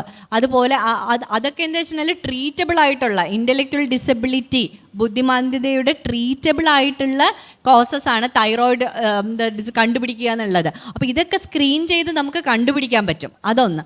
പിന്നെ ഈ പറഞ്ഞ ഏതെങ്കിലും നമുക്ക് റിസ്ക് ഡെവലപ്മെൻ്റൽ സത്യം പറഞ്ഞാൽ നേരത്തെ പറഞ്ഞ പോലെ നമ്മുടെ പാഠ്യപദ്ധതിയിലും എല്ലാം ഈ കരിക്കുലത്തിൽ എനിക്ക് തോന്നുന്നു ഡെവലപ്മെൻറ്റ്, ഒരാളുടെ ഡെവലപ്മെൻറ്റ് എങ്ങനെയാണ് എന്നുള്ളതിൻ്റെ ഒരു മിനിമം ഐഡിയ എങ്കിലും കൊടുക്കേണ്ടി വരും. കാര്യം എന്ന് വെച്ചാൽ ഇതൊക്കെ പിക്കപ്പ് ചെയ്യാൻ വളരെ ഇമ്പോർട്ടൻ്റ് ആണ്. ഒരാൾക്ക് ഡിലേ ഉണ്ടെന്ന് എപ്പോഴാണ് പറയുന്നത്. അപ്പോൾ ഈ ഡിലേ ഉണ്ടെങ്കിൽ അത് ജനറ്റിക് ആണോ അല്ലയോ എന്ന് നമുക്ക് കാര്യം സിവിയർ ഡിസബിലിറ്റിയുടെ 40% കാരണവും ജനറ്റിക് ആയിട്ടുള്ള കാരണങ്ങളാണ്. അപ്പോൾ ജനിതകമായിട്ടുള്ള കാരണങ്ങൾ ഉണ്ടെങ്കിൽ ഇതാണെന്ന് കണ്ടുപിടിച്ച് അതിനെ ഡയഗ്നോസ് ചെയ്യാൻ പല നമുക്ക് ബ്ലഡിലൂടെ ടെസ്റ്റ് ചെയ്ത് കഴിഞ്ഞാൽ നമുക്ക് കണ്ടുപിടിക്കാൻ പറ്റും. ട്രീറ്റ്മെൻറ്റുകൾ ഇന്ന് നമ്മൾ സംസാരിക്കുന്നത് പോലെയല്ല. ഞാനൊരു 5 കൊല്ലം മുന്നേ ആകുമ്പോൾ മാഡം പറഞ്ഞ റിസ്റ്റിപ്ലാം ഒന്നും അവൈലബിളേ അല്ല. ഇപ്പം നമുക്ക് SMA എന്ന് പറയുന്ന അതിന് നമുക്ക് റിസ്റ്റിപ്ലാം എന്ന് പറയുന്ന ഓറൽ മെഡിസിൻ അവൈലബിൾ ആണ്. അപ്പോൾ അങ്ങനെ നമുക്ക് ഇവിടെ നിന്ന് ഒരു 5 കൊല്ലം കഴിയുമ്പോൾ നമുക്ക് എന്തെങ്കിലും അസുഖം ഉണ്ടെന്നുണ്ടെങ്കിൽ അത് ഈ പറഞ്ഞ പോലെ ജീൻ തെറാപ്പിയൊക്കെ പോലുള്ള തെറാപ്പികളിലൂടെ നമുക്ക് ചിലപ്പോൾ നമുക്ക് എന്താ പറയുക സങ്കല്പിക്കാന്നുള്ളതിൻ്റെ അപ്പുറം പല അസുഖങ്ങളും നമുക്ക് ട്രീറ്റ്മെൻറ്റ് വരും. അപ്പോൾ ഇതിനൊക്കെ എന്താ വെച്ചാൽ നമുക്ക് കണ്ടുപിടിക്കാൻ പറ്റണം. ആദ്യം ഈ അസുഖമാണെന്ന് കണ്ടുപിടിക്കണം. ഇത് നമ്മൾ ഗവൺമെൻറ് രജിസ്ട്രിയിൽ നമ്മുടെ പേര് ചേർക്കണം. രജിസ്ട്രിയിൽ ചേർക്കണം. അപ്പോൾ അതുവഴിയേ നമുക്കിത് പുതിയ ടെസ്റ്റുകളും സ്ക്രീനിങ്ങുകളും എല്ലാം നമുക്ക് ലഭ്യമാവുകയുള്ളൂ. അപ്പം മനസ്സിലാക്കേണ്ട എന്താ വെച്ചാൽ ഈ നമുക്ക് എന്തെങ്കിലും തരത്തിലുള്ള ഡെവലപ്മെൻ്റൽ ഇഷ്യൂസ്, കുഞ്ഞിന് ബുദ്ധിമാന്ദ്യത, നമ്മളെ കാഴ്ചയിലുള്ള അംഗവൈകല്യങ്ങൾ, ഇതെല്ലാം ഉള്ളപ്പോൾ നമുക്ക് അതൊരു ജനറ്റിക് ആണോ, പിന്നെ അപസ്മാര രോഗങ്ങൾ, പിന്നെ നോർമലായിട്ട് ഇരുന്ന ഒരു കുഞ്ഞ് പെട്ടെന്ന് സംസാരം തുടങ്ങി, പക്ഷെ പെട്ടെന്ന് സംസാരം ഉള്ള സംസാരം തന്നെ മോശമായി വരികയാണ്. അപ്പം ഇങ്ങനെ എന്താ പറയുക പലതരത്തിലുള്ള ഇതിലെല്ലാം നമ്മൾ അപൂർവ രോഗങ്ങളാണോ, ജനറ്റിക് ആയിട്ടുള്ള കാരണങ്ങളുണ്ടോ, ഇതെല്ലാം നമുക്ക് ടെസ്റ്റിങ്ങും സ്ക്രീനിങ്ങും എല്ലാം അവൈലബിൾ ആണ്. അപ്പോൾ ഇത് നേരത്തെ കൂട്ടി കണ്ടുപിടിച്ച് വെച്ചാൽ നമുക്ക് കാര്യം പലരും വന്നിരുന്ന് കരയുന്നത് എന്താ വെച്ചാൽ പ്രഗ്നൻസിയിൽ നേരെ 3-ാം മാസം ആകുമ്പം വരും. അയ്യോ ഞങ്ങളോട് പറഞ്ഞത് 3-ാം മാസത്തിൽ കുത്തിയെടുത്ത് പരിശോധന നടത്തി കഴിഞ്ഞാൽ നമുക്ക് കണ്ടുപിടിക്കാമല്ലോ. അപ്പോൾ നിങ്ങളും ആദ്യം മനസ്സിലാക്കേണ്ടത് ഡയറക്റ്റായിട്ട് കുത്തിയെടുത്ത് പരിശോധന നമുക്ക് ചെയ്യില്ല. അതിന് മുന്നേ നമ്മൾ അവർക്ക് എന്താണെന്നോ അല്ലെങ്കിൽ അവരുടെ ആദ്യത്തെ കുഞ്ഞിന് എന്താണെന്നോ ഒന്നും നമ്മൾ കണ്ടുപിടിച്ച് വച്ചിട്ടുണ്ടാവണം. അതിനൊക്കെ സമയമെടുക്കും. ഓരോ ടെസ്റ്റിങ്ങിന് 1 മാസം എടുത്തെന്ന് വരാം. അപ്പോൾ അത് കണ്ടുപിടിക്കാൻ സമയം വേണം. അപ്പോൾ അതുകൊണ്ട് എപ്പോഴും അതെ നമുക്കറിയാവുന്നവരോ നമ്മുടെ ചുറ്റിനുമുള്ളവരോ ആർക്കെങ്കിലും ഇതേപോലെ കുഞ്ഞുങ്ങളും അതേപോലെ ഒരു ഇതുണ്ടെങ്കിൽ അവരോട് പറയുക. അടുത്ത ഒരു പ്രഗ്നൻസിയിലല്ല, അതിന് മുന്നേ തന്നെ നമ്മൾ ടെസ്റ്റ് ചെയ്ത് കണ്ടുപിടിച്ച് ഇന്നതാണെങ്കിൽ നമുക്ക് അവർക്കത് കണ്ടുപിടിച്ച് കൊടുക്കാൻ പറ്റും. ആ കുഞ്ഞിനുണ്ടോ ഇല്ലയോ, ട്രീറ്റ്മെൻറ്റ് ഉള്ളതാണെങ്കിൽ നമുക്ക് ട്രീറ്റ് ചെയ്യാൻ പറ്റും. അല്ല എങ്കിൽ അതിനനുസരിച്ചിട്ടുള്ള ഓപ്ഷൻസ് നമുക്ക് പറഞ്ഞു കൊടുക്കാൻ കഴിയും. അപ്പോൾ ഇത് വളരെ ഇമ്പോർട്ടൻ്റ് ആണ്. ഇപ്പോൾ മാഡം പറഞ്ഞതുപോലെ നമുക്ക് ഒരു കുഞ്ഞിൽ ഒരു സിംറ്റംസ് കാണുമ്പോൾ തന്നെ അത് കണ്ട് അതിൻ്റെ ജനിതക വശമൊക്കെ കണ്ടുപിടിച്ച് കഴിഞ്ഞാലാണ് പിന്നെ അത് നെക്സ്റ്റ് ഒരു പ്രഗ്നൻസിയിലേക്ക് ടെസ്റ്റിങ്ങിലേക്കും ഒക്കെ തന്നെ പോവാൻ കഴിയും. അപ്പോൾ ഇതിൽ പലപ്പോഴും നമുക്കൊരു ചാലഞ്ചായി നിൽക്കുന്നത് പല ഫാമിലീസിനും എക്സ്പെൻസ് തന്നെയാണ്. ഫിനാൻഷ്യൽ ഇഷ്യൂസ് ഒരു വലിയ കാരണം.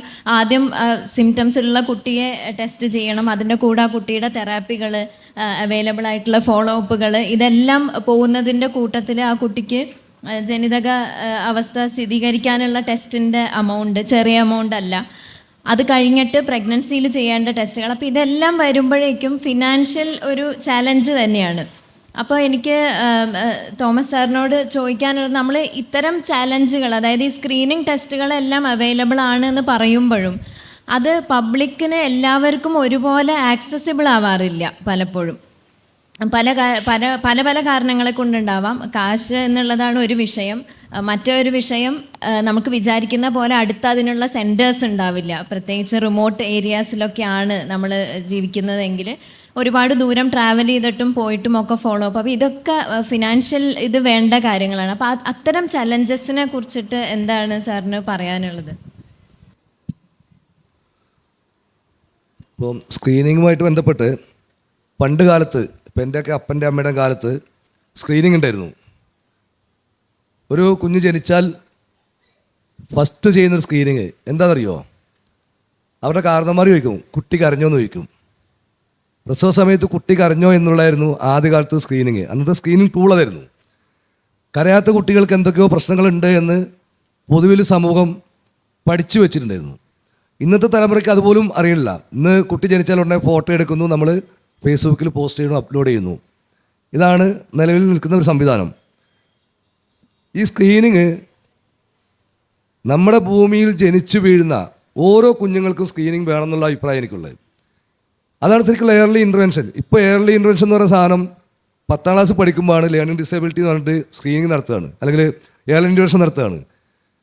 ജനിച്ചു കഴിഞ്ഞാലുള്ള ഇപ്പോൾ മാഡം പറഞ്ഞുള്ള ഹീൽ ടെസ്റ്റ് ഇതൊക്കെ നടത്തിയിരുന്ന ഒരു കാലഘട്ടം കേരളത്തിൽ ഉണ്ടായിരുന്നു. ഇപ്പോൾ പല സ്ഥലത്തും ഇല്ല. ഇപ്പോൾ പല ആശുപത്രിയിൽ ചെന്നാൽ നിങ്ങൾക്ക് കാണാം, ഒരു ബോർഡ് കാണാം, ഇവിടെ മെറ്റാബോളിക് ഡിസോർഡർ ടെസ്റ്റ് ചെയ്യുന്നുണ്ട് എന്നുള്ളത്. ഞാനപ്പോൾ അതിൻ്റെ അതോറിറ്റിയോട് ചോദിക്കും, ചെയ്യുന്നുണ്ടോ? അല്ല, രക്ഷിതാക്കൾ ആവശ്യപ്പെട്ടാണ് ചെയ്യുന്നത്. രക്ഷിതാക്കൾക്ക് ഇത് അറിയുന്നില്ല. അറിയുന്ന അതോറിറ്റി ആരാണ്? ഹോസ്പിറ്റലാണ്. ഈ ഹോസ്പിറ്റലുകാർ ഇത് ചെയ്യണ്ടേ? അപ്പോൾ അതിന് ഇത്ര പൈസ വരണം. അപ്പം ഇവിടെ പറഞ്ഞ പോലെ വേറൊരു പ്രശ്നം രക്ഷിതാക്കളുടെ ഭാഗത്ത് നിന്ന് വരും. സ്കാൻ ചെയ്യുന്ന ആശുപത്രിക്കാർക്ക് പൈസ ഉണ്ടാക്കാനാണെന്നുള്ള പരാതി പോലെ തന്നെ ഇനിയിപ്പോൾ ഈ ടെസ്റ്റ് കൂടെ ചെയ്തിട്ട് വേണം അവർക്ക് ആ പൈസയും കൂടെ ഈടാക്കാന്നുള്ള ഒരു ദുരന്ത ചിന്തയാണത്. പക്ഷേ ഇത് ശരിക്കും പറഞ്ഞാൽ ആ ആശുപത്രി അധികൃതർ അവിടെ പ്രസവത്തിന് വരുന്ന പേരൻസിനും കുടുംബാംഗങ്ങൾക്കും നല്ലൊരു കൗൺസിലിങ്ങിലൂടെ ഈ ടെസ്റ്റ് നിർബന്ധമായും ചെയ്യണം, എങ്കിൽ മാത്രമേ ഇവിടെ പ്രസവം എടുക്കൂ എന്നൊരു പോളിസി സ്വീകരിച്ചാൽ ഇവർ ചെയ്യും. ഗവൺമെൻറ് ആശുപത്രിയിലാണെങ്കിൽ പോലും നമ്മൾ പ്രസവം കഴിഞ്ഞ് പോകുമ്പോൾ ബക്കറ്റും വണ്ടിക്കൂലിയാണ് കൊടുത്തു വിടുന്നത്. അതിന് പകരം ഗവൺമെൻറ് ഇത് പോളിസി ആക്കട്ടെ. ബക്കറ്റും വണ്ടിക്കൂലിയില്ലെങ്കിൽ അവർ പോകും. ഗവൺമെൻറ് ആശുപത്രിയിൽ ജനിച്ചു വീഴുന്ന കുഞ്ഞുങ്ങൾക്ക് സർക്കാർ സംവിധാനത്തിലൂടെ ഈ ടെസ്റ്റ് ചെയ്യാനുള്ള സംവിധാനം നിർബന്ധമായിട്ട് ഉണ്ടാക്കിയെടുക്കാൻ കഴിയും. എനിക്ക് തോന്നുന്നില്ല ഇവിടുത്തെ ജനിച്ചു വീഴുന്ന കുഞ്ഞുങ്ങൾക്ക് വേണ്ട, കേരളത്തിലെ 7 ലക്ഷം ഭിന്നശേഷിക്കാരുണ്ട് എന്നാണ് 2011 കണക്ക്. ഇന്ന് അതിൻ്റെയൊക്കെ അവിടെ നിന്നൊക്കെ അപ്പുറം പോയി. എത്ര പേർക്ക് ശരിക്കുള്ള സ്ക്രീനിങ് കിട്ടുന്നുണ്ട്? അതിനുള്ള ടൂൾസ് നമുക്കില്ല, അന്നില്ല. ഇപ്പോൾ ഉണ്ട്. അതിനുള്ള പ്രൊഫഷണൽസ് ഇല്ല, അതിനുള്ള കേന്ദ്രങ്ങളില്ല, ഒന്നുമില്ല. ഇപ്പം മലപ്പുറം ജില്ലയിൽ ആകെ ഒരു എയർലി ഇൻ്റർവെൻഷൻ സെൻ്റർ ഉള്ളത് തിരൂരാണുള്ളത്. 1 ലക്ഷത്തിലധികം ഭിന്നശേഷിക്കാർ പാർക്കുന്ന മലപ്പുറം ജില്ലയുടെ അവസ്ഥയാണ്. വേണ്ട, ഇവിടെ ക്ലിനിക്കൽ സൈക്കോളജിസ്റ്റുകൾ എത്രയുണ്ട്? ഒരു മെഡിക്കൽ കോളേജിൽ ഒരാളുള്ളത്. ലക്ഷക്കണക്കിന് കുട്ടികളെ സ്ക്രീൻ ചെയ്ത് അവരുടെ IQ ടെസ്റ്റ് ചെയ്ത് അവരുടെ മാനസിക അവസ്ഥയെ പഠിക്കേണ്ട ഒരു സംവിധാനം ഇവിടെ ശുഷ്കമാണ്. അതിനാവശ്യമായ ടീം ബെൽറ്റ് നമുക്കില്ല. അതിന് കുറേ കാരണമുണ്ട്. ഇവിടെ ഇപ്പോൾ നമുക്കറിയാം, ഈ സ്പീച്ച് തെറാപ്പിസ്റ്റ് വേണം, ഈ സ്ക്രീനിങ്ങിൽ ഒക്കുപേഷൻ തെറാപ്പിസ്റ്റ് വേണം, ഫിസിയോതെറാപ്പിസ്റ്റ് വേണം, സ്പെഷ്യൽ എഡ്യൂക്കേറ്റർ വേണം, ക്ലിനിക്കൽ സൈക്കോളജിസ്റ്റ് വേണം, വിവിധ മേഖലയിൽ പ്രവർത്തിക്കുന്ന ഡോക്ടർമാർ വേണം. ഇവിടെ നിലവിൽ ഒക്കുപേഷൻ തെറാപ്പിസ്റ്റിൻ്റെ എണ്ണം ഓരോ ജില്ലയിലും വിരലിലുണ്ടാവുന്നത് മാത്രമേ ഉള്ളൂ. രണ്ടാമത്, ഇനി പഠിച്ചു വന്നാൽ തന്നെ ഇവിടെ അവർ നിൽക്കാറില്ല. കാരണമുണ്ട്. നമ്മുടെ മലപ്പുറം, കോഴിക്കോട് അല്ലെങ്കിൽ മലബാർ മേഖലയെ സംബന്ധിച്ച് ഈ ഒരു മേഖല ഒരു ചാരിറ്റി മൈൻഡിലാണ് കൊണ്ടു നടക്കുന്നത്. അപ്പോൾ ഈ പഠിച്ചു വരുന്ന പിള്ളേരെ സംബന്ധിച്ച് ശമ്പളം വേണം. 4-5 വർഷം ലോൺ എടുത്ത് പഠിച്ച പിള്ളേർക്ക് മാന്യമായ ആ കാലത്തിനനുസരിച്ചുള്ള പ്രതിഫലം കിട്ടിയാൽ മാത്രമേ അവർ കിട്ടുള്ളൂ. സ്വകാര്യ മേഖലയിൽ നല്ല ശമ്പളം കിട്ടുന്നു. ഗവൺമെൻറ് സെക്ടറിൽ എന്താണ്, അവർക്ക് ഗവൺമെൻറ്റിനും പരിമിതിയുണ്ട്. അപ്പോൾ എന്ത് ചെയ്യും? അവർ രണ്ടും ഒഴിവാക്കി വിദേശ രാജ്യങ്ങളിലേക്ക് പോയിക്കൊണ്ടിരിക്കുകയാണ്. നമ്മുടെ ഇവിടുത്തെ വലിയൊരു റിസോഴ്സ് ചെറിയ ഒരു പോളിസി മേക്കിങ്ങിൻ്റെ അപാകത കൊണ്ട് പുറത്തേക്ക് പോവുകയാണ്. അപ്പോൾ അത് നമ്മളെ സ്ക്രീനിങ്ങിനെ വല്ലാതെ ബാധിക്കുന്നുണ്ട്. നമ്മൾ സർക്കാരിനെ മാത്രം കുറ്റം പറഞ്ഞിട്ട് കാര്യമില്ല. സർക്കാർ സംവിധാനങ്ങൾ പറയുകയാണ് നാളെ മുതൽ എല്ലാ പഞ്ചായത്തിലും സ്ക്രീനിങ് ഉണ്ടാകും എന്ന് പറഞ്ഞാൽ അതിനുള്ള റിസോഴ്സ് നമുക്കില്ല.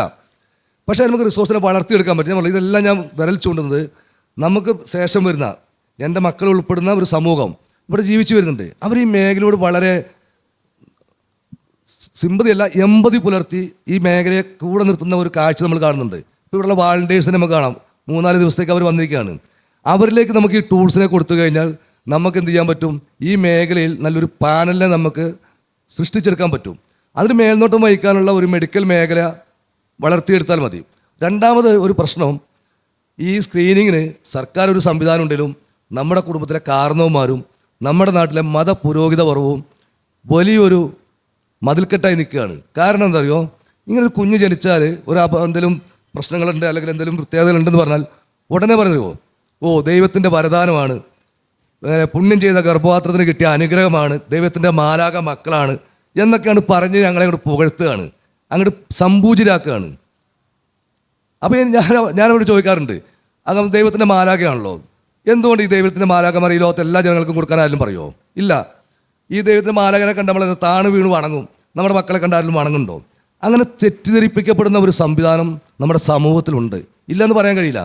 പിന്നെ ഇപ്പോൾ സ്ക്രീനിങ് ഒന്നും പോകണ്ട, നീ ഒരു കാര്യം ചെയ്യ്, അവിടെ പോയി ധ്യാനം കൂട്, അവിടെ പള്ളിയിൽ പോ, അവിടെയൊക്കെ പോയി. ലോക ചരിത്രത്തിൽ ഇന്ന് വരെ ഈ ഒരു അവസ്ഥ പരിപൂർണമായി മാറിയെന്ന് വൈദ്യശാസ്ത്രം എവിടെയും രേഖപ്പെടുത്തിയിട്ടില്ല. പക്ഷേ കൃത്യമായ സ്ക്രീനിങ്ങും ട്രെയിനിങ്ങിലൂടെയും ചില സിൻഡ്രംസിനെയും ചില അവസ്ഥകളെയും മാറ്റിയെടുക്കാനും നല്ല അവസ്ഥകളെ പരിപോഷിപ്പിച്ച് സമൂഹ ജീവിതത്തിലേക്ക് കൊണ്ടുവരാനും കഴിഞ്ഞിട്ടുണ്ട്. ഈ യാഥാർത്ഥ്യം പകർന്നു കൊടുക്കുന്നതിന് പകരം ആണ് ഈ തെറ്റായ ഒരു ധാരണ കൊടുക്കുന്നത്. പിന്നെ കുടുംബത്തിലെ കാരണവന്മാരെ പറയും ഇപ്പം അതിനൊന്നും പോകേണ്ട ആവശ്യമില്ല, മുടക്കാണ്. അങ്ങനെ മുടക്കുന്ന ഞങ്ങളുടെയൊക്കെ നാട്ടിലുണ്ട്, ഇഷ്ടംപോലെ ആൾക്കാരുണ്ട്. പോകാൻ ഈ വിസമ്മതിക്കുന്ന കുടുംബത്തിലെ കാരണവന്മാർ, അതുപോലെ ഇങ്ങനെ നമ്മൾ പറഞ്ഞ മതപുരോഹിത വർഗ്ഗങ്ങൾ, ഇതൊക്കെ ഇപ്പോഴും നമ്മുടെ നാട്ടിൽ നടന്നുകൊണ്ടിരിക്കുന്നുണ്ട്. പക്ഷേ ഇതിൻ്റെ ദുരന്തം അടുത്തൊരു തലമുറയാണ് അനുഭവിക്കുന്നത്. സിബ്ലിങ്സ് അനുഭവിക്കുന്നു, ബാക്കിയുള്ളവരൊക്കെ അനുഭവിച്ചു പോകുന്നുണ്ട്. പിന്നീടാണ് നമ്മൾ കരയേണ്ട അവസ്ഥ വരുന്നത്. അപ്പോൾ സ്ക്രീനിങ് എല്ലാവർക്കും ലഭ്യമാകുന്നില്ല എന്തൊക്കെ പറഞ്ഞാലും. പിന്നെ മൂന്നാമത്തെ സാമ്പത്തികം വലിയ പ്രശ്നം തന്നെയാണ്. കാരണം നിങ്ങൾ കുട്ടി ജനിച്ചു, ചെറിയ പ്രശ്നങ്ങളൊക്കെ ഉണ്ട് നമ്മൾ മനസ്സിലാക്കി നമ്മൾ ആദ്യം ഒരു നെട്ടോട്ടൊക്കെ ഓടും. എവിടെയൊക്കെ പോയാൽ അപ്പോൾ പറയും ഇന്ന സ്ഥലത്ത് പോയാൽ അവിടെ വെല്ലൂർ പോയി കഴിഞ്ഞാൽ മാറും, അല്ലെങ്കിൽ അവിടെ CRC പോയാൽ മാറും. ആദ്യം നമ്മൾ ആ ഓട്ടം ഓടുന്നത്, സ്ക്രീനിങ്ങിനല്ല പോണത്. അപ്പോൾ വെല്ലൂരൊക്കെ പോയാൽ പിന്നെ സ്ക്രീനിങ് ഉണ്ട്, പറയാം. ആയിഷി പോയ സ്ക്രീനിങ് ഉണ്ട്. മറ്റു മെഡിക്കൽ കോളേജിൽ പോയ സ്ക്രീനിങ് ഒന്നുമില്ല. കുട്ടിക്ക് എന്താ അവസ്ഥ, അതിനുള്ള മരുന്ന് കൊടുത്ത് വിടുക എന്നല്ലാണ്ട് അപ്പുറത്തേക്കില്ല. അപ്പം ഇതെല്ലാം കഴിഞ്ഞ് സാമ്പത്തികമായിട്ടുള്ള ഒരു പരാധീനതയിൽ നിൽക്കുമ്പോഴാണ് സ്ക്രീനിങ്ങിനെ കുറിച്ച് ബോധ്യം നമുക്ക് വരുന്നത്. അപ്പോൾ എവിടെയാണ് സ്ക്രീനിങ് ഉള്ളത്? ഇന്ന സ്ഥലത്തുള്ളത്. എത്ര മെഡിക്കൽ കോളേജുകളിൽ നമുക്ക് സ്ക്രീനിങ് ഉണ്ട്?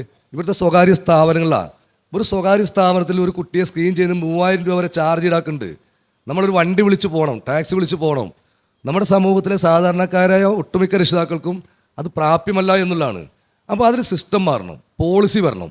ഒരു പഞ്ചായത്ത് തലത്തിൽ ഇപ്പം PHCകളുണ്ട്, പ്രൈമറി ഹെൽത്ത് സെൻ്ററുകളുണ്ട്. അവിടുത്തെ നേഴ്സുമാർക്ക് പരിശീലനം കൊടുക്കാൻ പറ്റും. അവിടെ ആശാ വർക്കേഴ്സ് ഉണ്ട്. അവർക്ക് ഇവരൊക്കെ ആരോഗ്യ മേഖലയായിട്ട് ബന്ധപ്പെട്ട് കിടക്കുന്ന ആളുകളാണ്. അങ്ങനെ വിവിധ തലങ്ങളായ നമ്മുടെ യൂത്തിനെ, വാളണ്ടിയേഴ്സ് ടീമിനെ ഒക്കെ ഉണ്ട്. ഇവരൊക്കെ നമുക്ക് യൂസ് ചെയ്യാൻ പറ്റും കുറേ കാര്യങ്ങൾ സ്ക്രീൻ ചെയ്യാൻ വേണ്ടി. നോർമലി കുറേ ചോദ്യങ്ങൾ ചോദിക്കാൻ അതിന് ഉത്തരം തരാൻ പറ്റും. ബാക്കിയുള്ള കാര്യങ്ങൾക്ക് എന്ത് ചെയ്യാൻ പറ്റും? മെഡിക്കൽ സയൻസുമായി ബന്ധപ്പെട്ട് പെട്ടെന്ന് റെക്കമെൻഡ് ചെയ്ത് അവിടേക്ക് എത്തിക്കാൻ പറ്റും. അപ്പം മാത്രമല്ല ഇതിൽ എനിക്ക് തോന്നുന്നത് ഒരു ബുക്ക് തന്നെ നമ്മൾ വീടുകളിൽ കരുതുന്നതല്ല. ഒരു കുട്ടി ജനിച്ചു കഴിഞ്ഞാൽ ജനിച്ച് ഒരാഴ്ച കഴിഞ്ഞാൽ അവൻ്റെ ആക്ടിവിറ്റി എന്താണ്, പിന്നെ ഓരോ കാലത്തിലുള്ള അവൻ്റെ ആക്ടിവിറ്റീസ് എന്തൊക്കെയാണെന്ന് അറിഞ്ഞാൽ തന്നെ രക്ഷിതാക്കൾക്ക് പെട്ടെന്ന് തിരിച്ചറിയാൻ കഴിയും. ഒരു നിരീക്ഷണം കുടുംബത്തിൽ തന്നെ ഉണ്ടായിക്കഴിഞ്ഞാൽ ഒരു സ്ക്രീനിങ് അതുമുണ്ട്. അപ്പോൾ അമിതമായ ചിലവ് നമ്മളെ സംബന്ധിച്ച് എല്ലാ കുഞ്ഞുങ്ങൾക്കും സ്ക്രീൻ ടെസ്റ്റ് ചെയ്യാൻ കഴിയാത്തൊരു സാഹചര്യമുണ്ട്. നമ്മുടെ നിലവിലുള്ള സിസ്റ്റം വെച്ചിട്ടും നമുക്ക് അപര്യാപ്തമായ റിസോഴ്സ് ഒരു ഘടകമാണ്. സാമ്പത്തികം വലിയൊരു ഘടകമാണ്. അപ്പോൾ ഞാൻ പറഞ്ഞത് ഇതൊരു പോളിസിയായിട്ട് സർക്കാർ മാറണം എന്നുള്ളതാണ്. സ്ക്രീനിങ് ടെസ്റ്റ് ജനിച്ചു വീഴുന്ന ഒരു കുഞ്ഞിൻ്റെ അവകാശമായിട്ട് സർക്കാർ പോളിസി വരണം. അപ്പോൾ എനിക്കൊരു കുട്ടി ജനിച്ചു കഴിഞ്ഞാൽ സ്ക്രീൻ ടെസ്റ്റിന് വിധേയമാക്കിയിട്ട് എത്ര മാസം കഴിഞ്ഞ് ചെയ്യണം എന്ന് സർക്കാർ പോളിസി കൊണ്ടുവരും. ആ സർട്ടിഫിക്കറ്റ് കയ്യിലുള്ളതിനെ വിദേശത്ത് പോകാൻ അവസരം കൊടുക്കാവുള്ളൂ. ആ സർട്ടിഫിക്കറ്റുള്ള നികുതി അടക്കാനുള്ള അവസരം കൊടുക്കാവുള്ളൂ. ഇന്നിപ്പോൾ നമുക്കറിയാം, നമുക്ക് വീടുകളിൽ കൂടെ നമ്മുടെ വേസ്റ്റ് എടുക്കാൻ വേണ്ടി ആളുകൾ വരുന്നുണ്ട്. ആ വേസ്റ്റിൻ്റെ കൊടുക്കുന്നില്ലെങ്കിൽ നമുക്ക് നികുതി അടക്കാൻ പോലും കഴിയില്ല. മനുഷ്യൻ്റെ മുന്നോട്ടുള്ള പ്രയാണത്തിന് അല്ലെങ്കിൽ കുടുംബത്തിൻ്റെ പ്രയാണത്തിന് തടസ്സം സൃഷ്ടിക്കുന്ന രീതിയിലേക്ക് ഒരു പോളിസി വരുമ്പോൾ ഇതെല്ലാവരും ഉൾക്കൊള്ളും. ഇപ്പോൾ മാഡം പറഞ്ഞു നമ്മുടെ PKUവിൻ്റെ മെറ്റാബോളിക് ഡിസോർഡറിൻ്റെ കാര്യം പറഞ്ഞു. ഇപ്പോൾ PKU എന്ന സിസ്റ്റം മഞ്ചേരിയിൽ അബ്ദുൽ ജബ്ബാർ സാറിൻ്റെ കുട്ടിക്ക് അതായിരുന്നു. അന്ന് ഇവിടെ ഡയഗ്നോസിങ് ഇല്ല. സ്വിറ്റ്സർലൻഡിൽ പോയിട്ടാണ് അയാൾ ഡയഗ്നോസ് ചെയ്തത്. അവിടെ മെഡിസിൻ കൊടുത്ത് കുട്ടി കുറച്ച് ഇമ്പ്രൂവ് ആയാലും കുറച്ച് മരണപ്പെട്ടു പോയി. കാരണം തെറ്റായ രീതിയിലൂടെ അതുവരെ വന്നത് അവർക്ക് അറിയില്ലായിരുന്നു. പക്ഷെ അടുത്ത കുട്ടികളെല്ലാം അവർ സ്ക്രീൻ ചെയ്തു. ഇതാണ് കണ്ടെത്തി നേരത്തെ മെഡിസിൻ കൊടുക്കാൻ കഴിഞ്ഞു, അതിനെ ഡെവലപ്പ് ചെയ്യാൻ കഴിഞ്ഞുള്ളൂ. സ്ക്രീൻ ടെസ്റ്റിൽ ഏറ്റവും വലിയ പ്രത്യേകത മരണത്തിലേക്ക് പോകുന്ന ഒരു കുഞ്ഞിനെ തിരിച്ചു കൊണ്ടുവരാൻ കഴിയും സ്ക്രീൻ ടെസ്റ്റ്. അദ്ദേഹത്തിൻ്റെ വലിയൊരു ഇടപെടലുണ്ടായിരുന്നു. ഇന്ന് PDC പുസ്തകങ്ങളിൽ PKU എന്നൊരു അധ്യായം കൊടുത്തിട്ടുണ്ട്. മെറ്റാബോളിക് ഡിസോർഡറിലെ ഒന്നുള്ളൂ PKU. അദ്ദേഹം കുട്ടിക്കാരുണ്ട്. ആ മെറ്റാബോളിക് ഡിസോർഡറിൽ 100-ലധികം വരുന്ന ഡിസോർഡറിനെ കുറിച്ചുള്ള അവയർനെസ് ഇന്നും വിദ്യാർത്ഥികൾ കൊടുത്തിട്ടില്ല. നമ്മളൊരു മെറ്റാബോളിക് ഡിസോർഡറിലെ കുട്ടി ജനിച്ച് വീണാൽ പോലും നമ്മളതിനെ സ്ക്രീൻ ചെയ്ത് സെറിബ്രൽ പാൾസിയാക്കി മാറ്റും. കാരണം ഏകദേശം സെറിബ്രൽ പാൾസിയുടെ ചെറിയ ലക്ഷണങ്ങൾ മെറ്റാബോളിക് ഡിസോർഡറിലെ കുട്ടികളുണ്ട്. നമ്മുടെ സ്ക്രീനിങ്ങിൽ എന്താവും? അത് സെറിബ്രൽ പാൾസി അല്ലെ മസ്കുലർ ഡിസ്ട്രോഫി അങ്ങനെ എന്തെങ്കിലുമൊക്കെ ആയിട്ട് മാറ്റുകയാണ്. അപ്പോൾ കൃത്യമായ സ്ക്രീനിങ് ഉണ്ടെങ്കിൽ കൃത്യമായ ഡയഗ്നോസിസ് അവിടെ നടക്കും. ഇനി സയൻറ്റിഫിക്കായിട്ട് അല്ലെങ്കിൽ കൂടിയും കുട്ടിക്ക് ചില പ്രശ്നങ്ങളുണ്ട് എന്ന് ബോധ്യം വരാനും അത് പരിഹരിക്കാനുമുള്ള ആദ്യത്തെ സ്റ്റേജാണ്. അപ്പം എനിക്ക് പറഞ്ഞാൽ ഇതേപോലത്തെ ഇടപെടലുകൾ, നിങ്ങളെപ്പോലുള്ള പ്രഗത്ഭരായ ആളുകളുടെ ഇടപെടലുകളും നിർദ്ദേശങ്ങളും ഒരുപക്ഷെ നാളുകളിൽ ഒരു പോളിസിയായിട്ട് മാറാൻ കഴിയും. അപ്പം ജനിച്ചു വീഴുന്ന ഒരു കുഞ്ഞിൻ്റെ അവകാശമായി ഈ സ്ക്രീനിങ് മാറണം. അങ്ങനെ ഒരു കാലത്തിന് വേണ്ടി നമ്മൾ സ്വപ്നം കാണുകയാണ്. കാരണം ഞങ്ങളൊക്കെ പ്രാർത്ഥിക്കുന്ന ഒരു കാര്യമുള്ളൂ, ഞങ്ങൾ അനുഭവിച്ച പ്രയാസങ്ങൾ വരും തലമുറ അനുഭവിക്കരുത്. അതാണ് ഞങ്ങളുടെ പ്രാർത്ഥന. അപ്പോൾ അതിനുവേണ്ടി ഇങ്ങനെയുള്ള നീക്കങ്ങൾ ഇതേപോലത്തെ NGOസിൻ്റെ ഭാഗത്തുനിന്ന്, ഇതേപോലത്തെ ഗവൺമെൻറ്റിൻ്റെ മേഖലകളിലെ കാരണം ഇവർ പ്രൊഫഷണൽസാണ്. ഞങ്ങൾ പറയുന്നതിന് അപ്പുറം ഇവർ പറയുന്ന വാക്കിന് വിലയുണ്ട്. കാരണം അവർ കുറേയധികം ആളുകളെ കണ്ട് പഠിച്ച് റിസർച്ചും കാര്യങ്ങളും നടത്തി ആ മേഖല പഠിച്ച ആളുകളാണ്. ഞങ്ങളെ സംബന്ധിച്ച് ഞങ്ങൾ 1-2 കുട്ടികളുടെ അനുഭവത്തിൽ നിന്ന് മാത്രവും നമ്മൾ കാണുന്ന മറ്റ് സമൂഹത്തിൽ കാണുന്ന കുറച്ച് കുട്ടികളുടെ അനുഭവം മാത്രമേ ഞങ്ങൾക്കുള്ളെങ്കിൽ ഇവർക്ക് അതിലേറെയുണ്ട്. അപ്പോൾ ഇതിൻ്റെ ആവശ്യകത ഗവൺമെൻറ് തലത്തിലേക്ക് ബോധ്യപ്പെടുത്തിക്കൊണ്ട് പുതിയൊരു പോളിസി മേക്കിംഗ് തന്നെ ഞാൻ പറഞ്ഞു ജനിച്ചു വീഴുന്ന കുട്ടിയുടെ അവകാശമായിട്ട് ഈ പറഞ്ഞ സ്ക്രീനിങ് മാറട്ടെ എന്ന് ആശംസിക്കുന്നു. അത് വളരെ നല്ലൊരു ആശയമാണ് മുമ്പിലേക്ക് വെച്ചിരിക്കുന്നത്. കാരണം നമ്മൾ പബ്ലിക് ഹെൽത്ത് സെൻറ്റേഴ്സ് ത്രൂ ഓരോ റീജിയൻ വൈസ് നമുക്ക് അങ്ങനെ ഒരു ഓരോ വീട്ടിലും പോയി അത് സ്ക്രീൻ ചെയ്യാനോ കോമൺ ആയിട്ടുള്ള കണ്ടീഷൻസിന് വേണ്ടിയിട്ടുള്ള സ്ക്രീനിങ് എങ്കിലും ചെയ്യാൻ പറ്റുകയാണെങ്കിൽ അത് വളരെ നല്ല രീതിയിലൊരു മാറ്റം ഉണ്ടാക്കും എന്നാണ്. ഇപ്പോൾ ഇത് പറയുമ്പോൾ തന്നെ നമ്മൾക്കിപ്പോൾ ഗവൺമെൻറ് ഹോസ്പിറ്റലുകളിൽ ഒരു കുഞ്ഞ് ജനിച്ച് വീഴുമ്പോൾ അമ്മയും കുഞ്ഞും എന്ന് പറഞ്ഞിട്ട് ഒരു പുസ്തകം കൊടുക്കുന്നുണ്ട്. അത് വായിച്ച് ഡെവലപ്മെൻറ്റ് അതാത് സമയത്ത് അറ്റൈൻ ചെയ്യുന്നു. പക്ഷെ എത്ര രക്ഷിതാക്കൾ അത് വായിക്കുന്നു എന്നുള്ളത് ഇപ്പോഴും സംശയമാണ്. കാരണം ഇത് കയ്യിലുള്ള നമ്മൾക്കറിയാം റിപ്പോർട്ടുകളുടെ കൂടെ അത് അവരുടെ കയ്യിലുണ്ടാവും. കുട്ടി വരുന്നത് 3.5 വയസ്സിലാണ്, ഒന്നും ചെയ്യണില്ല എന്ന് പറഞ്ഞിട്ട്. അപ്പോൾ നമ്മൾ ചോദിക്കും നിങ്ങളിത് വായിച്ച് 4 മാസത്തിൽ തല ഉറക്കണം എന്നുള്ളത് അറിയുന്നില്ലേ എന്നുള്ളത്. അപ്പോൾ നമ്മളത് വായിച്ചിട്ടില്ല എന്നുള്ളതാണ് പറയാം. അപ്പോൾ എല്ലാവരുടെ ഭാഗത്തുനിന്നും ആ രീതിയിലുള്ളൊരു സപ്പോർട്ട് ഉണ്ടെങ്കിൽ തീർച്ചയായിട്ടും നമുക്ക് ചെറിയ രീതിയിലുള്ള മാറ്റങ്ങളിലൂടെ തുടങ്ങി അതൊരു വലിയ മാറ്റത്തിലേക്ക് എത്താൻ സാധിക്കും തന്നെയാണ് നമുക്കിപ്പോൾ മനസ്സിലാക്കാൻ കഴിയണത്. പിന്നെ അതിൻ്റെ ഇടയിൽ പറഞ്ഞ ഒരു വിഷയം ഇപ്പോൾ PKU പോലെയുള്ള ചികിത്സ ലഭ്യമായിട്ടുള്ള അവസ്ഥകൾ, സ്ക്രീനിങ്ങിലൂടെ നമുക്ക് ചികിത്സ ലഭ്യമായ അവസ്ഥകൾ ഒരുപടിയുണ്ട്. പക്ഷെ പലപ്പോഴും ജനിതക അവസ്ഥകളിലേക്ക് വരുമ്പോൾ ചികിത്സയുടെ എക്സ്പെൻസ് എന്ന് പറയുന്നത് വളരെ അധികമാണ്. ഒരു രക്ഷിതാവിന് എടുക്കാൻ പറ്റുന്നതിനെക്കാട്ടും മുകളിലാണ്. പ്രത്യേകിച്ച് പലതും ലൈഫ് ലോങ് ട്രീറ്റ്മെൻ്റ് ആണ്. ഒരു ഇൻ്റർവെൻഷൻ ഒരു 1 ടൈം ട്രീറ്റ്മെൻ്റ് അല്ല. അപ്പോൾ അങ്ങനത്തെ ലൈഫ് ലോങ് ആയിട്ട് എടുക്കേണ്ട ട്രീറ്റ്മെൻറ്റുകൾ അല്ലെങ്കിൽ 1 ടൈം ട്രീറ്റ്മെൻ്റ് ആണെങ്കിലും അത് ഒരുപാട് എമൗണ്ട് ഉള്ള രീതിയിലുള്ള ട്രീറ്റ്മെൻറ്റുകളാണെങ്കിൽ ഇപ്പോൾ എനിക്ക് യൂസഫ് സാറിനോട് ചോദിക്കാനുള്ളത് അത്തരത്തിലുള്ള ഒരു ചികിത്സ ലഭ്യമാണ് എന്ന് നമ്മൾ അറിഞ്ഞു, കുഞ്ഞിനെ ട്രീറ്റ് ചെയ്യാൻ അങ്ങനെ അവൈലബിൾ ആണ് എന്ന് നമുക്ക് അറിയാൻ കഴിഞ്ഞു. പക്ഷെ പല കാരണങ്ങളെ കൊണ്ടും ഒന്നെങ്കിൽ അത് ഇമ്പോർട്ട് ചെയ്യാൻ പറ്റില്ല, ഇന്ത്യയിൽ അത് അവൈലബിൾ അല്ല, അല്ലെങ്കിൽ അവൈലബിൾ ആണെങ്കിൽ ഈ പറഞ്ഞ പോലെ 18 കോടി 20 കോടി എന്നുള്ളത് പറയുമ്പോൾ രക്ഷിതാവ് എന്ന രീതിയിൽ ഒരു മാനസികമായ ബുദ്ധിമുട്ട് സ്വാഭാവികമായിട്ടും ഉണ്ടാവും. നമുക്കൊരു ഡയഗ്നോസിസ് ഉണ്ടാവുമ്പോൾ ഉള്ള ബുദ്ധിമുട്ട് ഒരുപാട് മുകളിലാണ്. പക്ഷെ അതിൻ്റെ കൂട്ടത്തിലൊരു ട്രീറ്റ്മെൻറ്റ് അവൈലബിൾ ആണ് എന്ന് പറയുകയും അത് നമുക്ക് കൊടുക്കാൻ കഴിയുന്നില്ലല്ലോ എന്നുള്ളതും കൂടി അതൊരു അഡീഷണൽ കുറച്ച് വളരെയധികം ബുദ്ധിമുട്ടുണ്ടാക്കുന്ന ഒരു കാര്യമാണ്. അപ്പോൾ ഇതിലെല്ലാത്തിലും ഈ രക്ഷിതാവിൻ്റെ മാനസിക ഇതിനെക്കുറിച്ച് അവസ്ഥയെക്കുറിച്ചും കുറച്ചൊന്ന് അനുഭവത്തിൽ നിന്ന് പങ്കുവയ്ക്കാൻ പറ്റുമോ? തീർച്ചയായിട്ടും അനുഭവങ്ങളുടെ തീച്ചുളയിലൂടെയാണ് കടന്നു പോകുന്നത്. പിന്നെ കാരണം ഞാൻ നേരത്തെ മകളുടെ കാര്യങ്ങളാണ് ഇവിടെ സൂചിപ്പിച്ചത്. അതോടൊപ്പം തന്നെ എനിക്ക് HUS D- എന്ന് പറയുന്ന ഒരു അപൂർവ രോഗാവസ്ഥയിലുള്ള മൂത്ത മകനുണ്ട്. അവനിപ്പോൾ 33 വയസ്സായി. കഴിഞ്ഞ 10 വർഷമായി അവൻ ഡയാലിസിസിന് വിധേയനായിക്കൊണ്ടിരിക്കുകയാണ്. അപ്പോൾ നേരത്തെ ഇവിടെ സൂചിപ്പിച്ചതുപോലെ ഒരു അപൂർവ രോഗത്തിൻ്റെ ഡയഗ്നോസിസ് അവൻ്റെ HUS D- ആണെന്ന് അവൻ 8ാമത്തെ വയസ്സിൽ പനി വരികയും ഈ പ്രശ്നങ്ങളിലേക്ക് 2 മാസത്തോളം കോഴിക്കോട് മെഡിക്കൽ കോളേജിലൊക്കെ കഴിഞ്ഞപ്പോൾ ഈ HUS ആണെന്ന് മനസ്സിലാക്കിയെങ്കിലും അന്ന് ഞങ്ങൾക്ക് അറിഞ്ഞൂടാ HUS ഒരു അപൂർവ രോഗമാണെന്ന് ഞങ്ങൾക്ക് അറിഞ്ഞൂടാ. അന്നത്തെ പ്രൊഫഷണൽ ആളുകളും നമ്മളോട് ആരോടും ഒന്നും പറഞ്ഞിട്ടില്ല.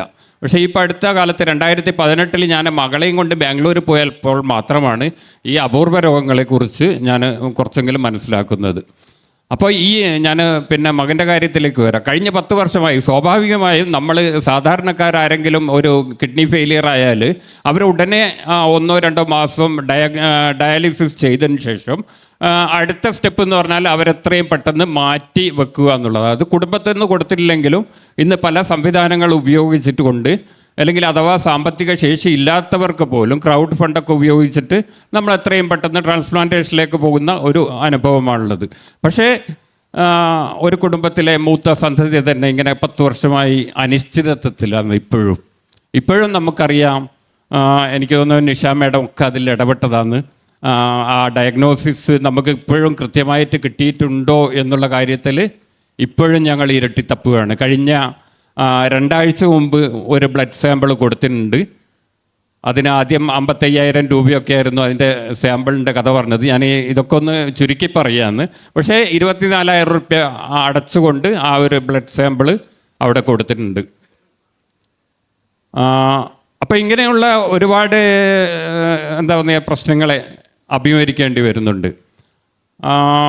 സ്വാഭാവികമായും മാനസികമായും ശാരീരികമായും ഒക്കെ ഇങ്ങനെ വെല്ലുവിളികളിലൂടെ നമ്മൾ കടന്നു പോകുമ്പോൾ തകർന്നു പോകാനുള്ള സാധ്യതകൾ തന്നെയാണുള്ളത്.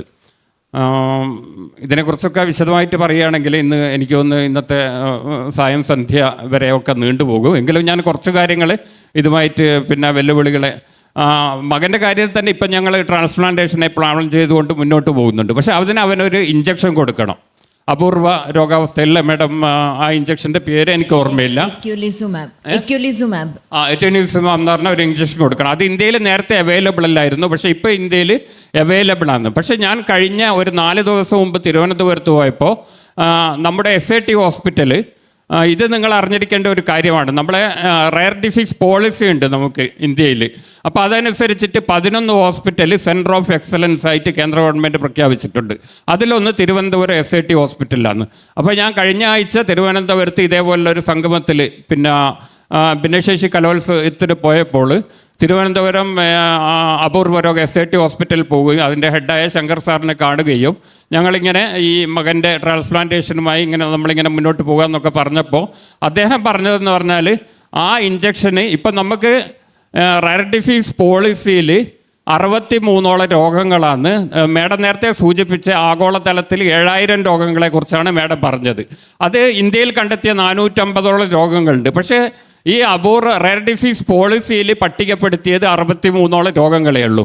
അതിലിപ്പോൾ റീസെൻ്റാണ് HUS എന്ന് പറഞ്ഞ ഈ ഒരു അസുഖവും രേഖപ്പെടുത്തിയിട്ടുള്ളത്.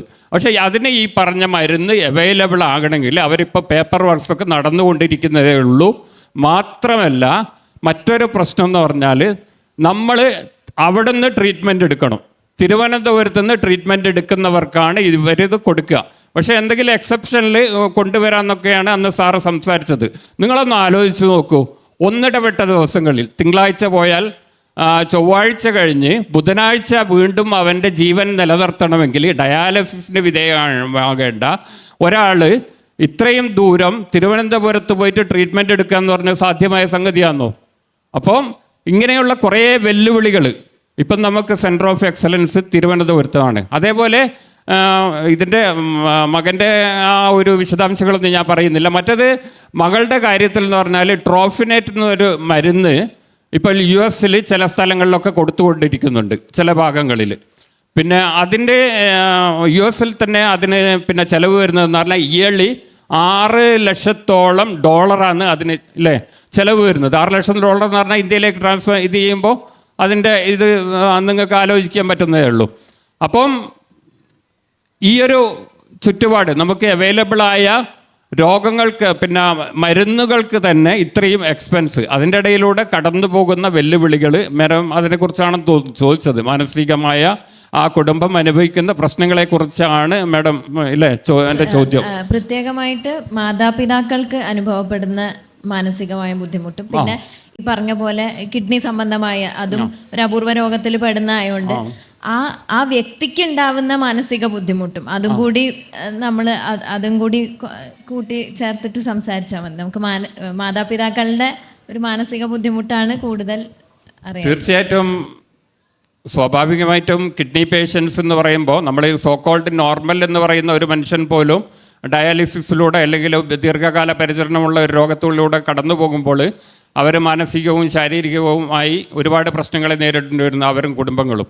അപ്പം ഇത് അപൂർവ രോഗങ്ങളുടെ കൂടെ ഗണത്തിൽ പെടുമ്പോൾ അതിൻ്റെ ആഴവും പരപ്പും ഒക്കെ ഒന്ന് കൂടി വരികയാണ്. ഇരട്ടിക്കുക എന്നല്ല, അതിൻ്റെ എന്താ പറയുക, അതിൻ്റെ ഒരു ആക്സിലേറ്റർ ഏറ്റവും ടോപ്പ് ഗിയറിലേക്ക് നമ്മൾ സഞ്ചരിച്ചു പോകുന്ന എനിക്ക് തോന്നുന്നു എൻ്റെ ഭാര്യയും ഇവിടെ ഉണ്ട്.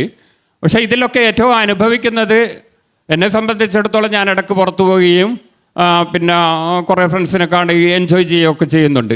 പക്ഷേ ഭാര്യയെ സംബന്ധിച്ചിടത്തോളം 24 മണിക്കൂർ എന്ന് പറഞ്ഞതുപോലെ ആ റെഡ് സിൻഡ്രോം അവസ്ഥയിലുള്ള, കാരണം അവർക്ക് നല്ല 6 തരം മരുന്ന് കുടിക്കേണ്ടത് അവസരമുണ്ട്. അപ്പോൾ 24 മണിക്കൂർ ഒരാൾ ഇത് കെയറിലൂടെ കടന്നു പോകുന്നത് ആ കുഞ്ഞിനെയും കൊണ്ട് നടക്കുമ്പോൾ തന്നെ മറ്റൊരാൾ ഡയാലിസിസും കഴിഞ്ഞ്, സ്വാഭാവികമായും ഡയാലിസിസ് കഴിഞ്ഞാൽ കുറച്ച് അവശതയോട് കൂടിയാണ് ആളുകൾ വരിക. പക്ഷേ എനിക്ക് തോന്നുന്നു HUS പോലുള്ള പ്രശ്നങ്ങളുള്ള ആളുകൾക്ക് കുറച്ചുകൂടി, പ്രത്യേകിച്ച് 10 വർഷമൊക്കെ ഡയാലിസിസ് പിന്നിട്ടത് കൊണ്ട് അതിൻ്റെ തീവ്രത കുറച്ചുകൂടി കൂടുതലാണെന്ന് തോന്നുന്നു. അപ്പോൾ ഈ ഒരാളിപ്പുറം കിടക്കുന്നുണ്ടാവും, മറ്റേയാളിങ്ങനെ ക്ഷീണിച്ച് വരുന്നുണ്ടാവും. സ്വാഭാവികമായി അവനെ സംബന്ധിച്ചിടത്തോളം അല്ലെങ്കിൽ ഇങ്ങനെ ഒരു പേഷ്യൻറ്റിനെ സംബന്ധിച്ചിടത്തോളം ഒരുപാട് ഇറിറ്റേഷനും പ്രശ്നങ്ങളൊക്കെ ഉണ്ടാവും. അത് അവരെ ഇറക്കി വെക്കുന്നത് വീട്ടിൽ വന്നായിരിക്കും, സ്വാഭാവികമായിട്ടും അത് അമ്മമാരുടെ അടുത്തായിരിക്കും. അപ്പോൾ ഇങ്ങനെയൊക്കെയുള്ള അതിസങ്കീർണമായ ജീവിത യാത്രയിലൂടെയാണ് പലപ്പോഴും കടന്നു പോകേണ്ടി വന്നിട്ടുള്ളത്. അത് ഞാൻ എൻ്റെ വ്യക്തിപരമായ കാര്യങ്ങളെ ഞാനിങ്ങനെ ഹൈലൈറ്റ് ചെയ്ത് പറയുകയല്ല. ഇത്രം ഒരുപാട് മനുഷ്യർ നമുക്ക് ചുറ്റുമുണ്ട് എന്നുള്ളതാണ് യാഥാർത്ഥ്യം. നമ്മുടെ സംവിധാനങ്ങളൊക്കെ കുറേ ഉണ്ട്. ഞാൻ പിന്നെ നമ്മൾ റെയർ ഡിസീസിലേക്ക് തന്നെ വരാം. റെയർ ഡിസീസ് പോളിസി നടപ്പാക്കിയതിൻ്റെ അനുസരിച്ച് നമ്മുടെ കേരള എഗെയിൻസ്റ്റ് റെയർ ഡിസീസ് എന്ന് പറഞ്ഞ കെയർ എന്ന് പറഞ്ഞ ഒരു പദ്ധതി കേരള ഗവൺമെൻറ് നടപ്പാക്കിയിട്ടുണ്ട്. പക്ഷേ അത് ഇപ്പോഴും SMA പോലുള്ള രോഗ അവസ്ഥകൾക്കാണ് ഇങ്ങനെ ഇത് കൊടുക്കുന്നത്. ഞാനൊരു നേരത്തെ ദിൽഷ മാഡം സൂചിപ്പിച്ച ഒരു റിഹാബിലിറ്റേഷനിലേക്ക് കൂടിയും വരാം, മോളെ കാര്യവുമായി ബന്ധപ്പെടുത്തി. നമുക്ക് എന്തുകൊണ്ട് ഇത് പിന്നെ കുറച്ചുകൂടി അറിവ് വേണമെന്ന് പറഞ്ഞാൽ പ്രൊഫഷണൽസിൻ്റെ അടുത്തൊക്കെ അറിവ് വേണമെന്ന് പറയുന്നത്, നമുക്ക് നേരത്തെ എന്ന് പറഞ്ഞാൽ മെൻ്റൽ റിട്ടാർഡേഷൻ അല്ലെങ്കിൽ പിന്നെ എന്താ പറയുക ബുദ്ധിപരമായ വെല്ലുവിളി എന്നൊക്കെ നേരിടുന്ന ആളുകളെ ഇപ്പം നമുക്കറിയാം ഓട്ടിസം ഉണ്ട്, സെറിബ്രൽ പൾസി ഉണ്ട്, അല്ലെങ്കിൽ ഇൻ്റലക്ച്വൽ ഡിസബിലിറ്റി ഉണ്ട്, മൾട്ടിപ്പിൾ ഡിസോർഡർ ഉണ്ട്. പക്ഷേ റെറ്റ് സിൻഡ്രോം എന്ന് പറയുന്ന കണ്ടീഷൻ എത്ര ആളുകൾക്കറിയാം? അപ്പോൾ അങ്ങനെയുള്ള കുറേ അധികം ഇൻ്റലക്ച്വൽ ഡിസബിലിറ്റി തന്നെ ജസ്ന മാഡമൊക്കെ അവിടെ ഉണ്ട്. എനിക്ക് തോന്നുന്നത് ഒരു 300ഓളം ഇൻ്റലക്ച്വൽ ഡിസബിലിറ്റി തന്നെ ഉണ്ടാവും അല്ലേ മാഡം തന്നെ കുറേ ലിസ്റ്റ് ചെയ്ത് വെച്ചിട്ടുണ്ടെന്ന് തോന്നുന്നു, പലതരം പേരിൽ. അപ്പോൾ എന്തുകൊണ്ട് നേരത്തെ ഡയഗ്നോസിസ് ചെയ്യണം, അതിനുള്ള ഇൻ്റർവെൻഷന് പിന്നെ നേരത്തെ തുടങ്ങണം എന്നുള്ളതിനെക്കുറിച്ച് ഞാൻ 1-2 കാര്യങ്ങൾ പറയുകയാണ്.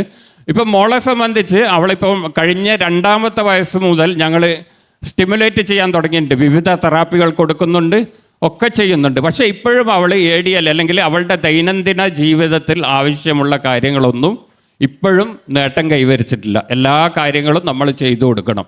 പക്ഷേ ഇവിടെ ഒരു ചോദ്യം ഉള്ളതെന്ന് പറഞ്ഞാൽ റെറ്റ് സിൻഡ്രോം എന്ന് പറയുന്ന അവസ്ഥ, അതിൻ്റെ കുറേ സയൻറ്റിഫിക് റിപ്പോർട്ടുകളും ഇതൊക്കെ വന്നിട്ടുണ്ട്. അപ്പോൾ അതിൽ പറയുന്നത് ഇത് 99% പെൺകുട്ടികൾക്കാണ് വരിക. ഇതിൽ സ്പീച്ച് ഡെവലപ്പ് ചെയ്യാനുള്ള സാധ്യത വളരെ കുറവാണ്. പക്ഷേ ഇപ്പോഴും നമ്മളെ പ്രൊഫഷണൽസ് അടക്കം സ്പീച്ച് തെറാപ്പിയെക്കുറിച്ചാണ് ഇടയ്ക്ക് സംസാരിക്കുക. ഇതിന് AAC പോലുള്ള ആൾട്ടർനേറ്റീവ് ആൻഡ് കോഗ്നിറ്റീവ് കമ്മ്യൂണിക്കേഷൻ എന്ന് പറയുന്ന, ഞങ്ങൾ മൈസൂരിലുണ്ടായിരുന്നു 4 വർഷത്തോളം. ആ സമയത്ത് AAC കുറച്ച് പ്രാക്ടീസ് ചെയ്തിരുന്നു. അപ്പോൾ അവിടെയൊക്കെ സ്വാഭാവികമായിട്ട് പിക്ചർ എക്സ്ചേഞ്ച് കമ്മ്യൂണിക്കേഷൻ ആയിരുന്നു. അതിൽ കുറച്ച് അവൾ പ്രതികരിക്കുകയൊക്കെ ചെയ്തിരുന്നു. പക്ഷേ നാട്ടിൽ വന്നപ്പോൾ നമ്മൾ പോകുന്ന സ്ഥാപനത്തിലും അങ്ങനെ ഒരു കൺസെപ്റ്റ് ഇല്ല. പിന്നെ ഞങ്ങളുടെ ഭാഗത്തു നിന്നും പൊതുവെ സ്ട്രെസ്സിലൂടെ കടന്നു പോകുന്നുണ്ട്, വീട്ടിലും ഞങ്ങൾക്കത് കൃത്യമായി കൊടുക്കാൻ പറ്റിയില്ല. പക്ഷേ ഇപ്പം ഞാൻ കുറച്ച് ദിവസം മുമ്പ് ഒരു കൃഷ്ണകുമാർ എന്ന് പറഞ്ഞ SMA ബാധിതനായ അദ്ദേഹം ഒരു പുസ്തകം എഴുതിയിരുന്നു, അദ്ദേഹത്തിൻ്റെ ട്രാവലോഗ്. അപ്പോൾ അദ്ദേഹം അതിൽ പറയുന്നതെന്ന് പറഞ്ഞാൽ അദ്ദേഹം ഒരു കൈകൊണ്ടല്ലാതെ എഴുതിയത് ടോബി എന്ന് പറയുന്ന ഒരു ഐ ഗേസ് ടെക്നോളജിയിൽ ഉള്ള, അതായത് നമ്മൾ കണ്ണുകൾ കൊണ്ട് പറയുമ്പോൾ അത് കമ്പ്യൂട്ടറിൽ എഴുതും, അത് ഉപയോഗിച്ചാണ് അദ്ദേഹം ആ പുസ്തക രചന നടത്തിയത്. ഈ ടോബി എന്ന് പറയുന്ന സാധനം 10-12 വർഷം മുമ്പ് ഞാൻ ഖത്തറിൽ ജോലി ചെയ്യുമ്പോൾ അവിടെ ഒരു സെൻറ്ററിൽ പോയപ്പോൾ ഈ ടോബി ഞാൻ അവിടെ കണ്ടിരുന്നു. എനിക്ക് തോന്നുന്നു ഞാൻ ടോപ്പിക്കിൽ നിന്ന് വ്യതിചലിച്ചാണ് പോകുന്നത്. പക്ഷേ ഇതൊക്കെ സമൂഹം അറിഞ്ഞിരിക്കണം എന്നുള്ള ഇതിലേക്കാണ് ഞാൻ വരുന്നത്. അപ്പോൾ ആ ടോബി ഞാൻ പറയാൻ കാരണം, ആ ടോബി അദ്ദേഹത്തിന് ഈ കൃഷ്ണകുമാറിന് 3.5 ലക്ഷം രൂപ ഇന്ത്യയിൽ വില വരുന്ന ആ ടോബി ആരോ കൊടുത്തതാണ്. പക്ഷേ ഈ ടോബി ഞാൻ പറഞ്ഞില്ലേ 12 വർഷം മുമ്പ് വിദേശത്തുണ്ട്. പക്ഷേ നമ്മുടെ അസിസ്റ്റീവ് ടെക്നോളജി അല്ലെ ഇത്തരം AAC പോലുള്ള സംഗതികളുടെ നിലയെന്താണ്? ഇപ്പോഴും നമ്മൾ ഇരട്ടിത്തപ്പുകയാണ്. മറ്റൊന്നെന്ന് പറഞ്ഞാൽ ഇതേപോലെ റെറ്റ് സിൻഡ്രോം പോലുള്ള, ഇപ്പം മാഡം പറഞ്ഞ ഇതൊക്കെ ജനറ്റിക് ഡിസോർഡറുകളാണ്. അപ്പോൾ ജീൻ തകരാറ് കൊണ്ടാണ് ഇതൊക്കെ സംഭവിക്കുന്നത്. പക്ഷേ ജീൻ എഡിഷൻ നമുക്കറിയാം, 2020 ജനറ്റിക് കത്രിക കണ്ടുപിടിച്ചിട്ടുണ്ട്, Cas9 എന്ന് പറയുന്ന. അതിൻ്റെ ചുവട് പിടിച്ചിട്ട് ഇപ്പോൾ റെറ്റ് സിൻഡ്രോത്തിനടക്കം ജീൻ തെറാപ്പികളും പരീക്ഷണത്തിൽ നടക്കുന്നുണ്ട്. ഏതോ ഒരു കമ്പനി അത്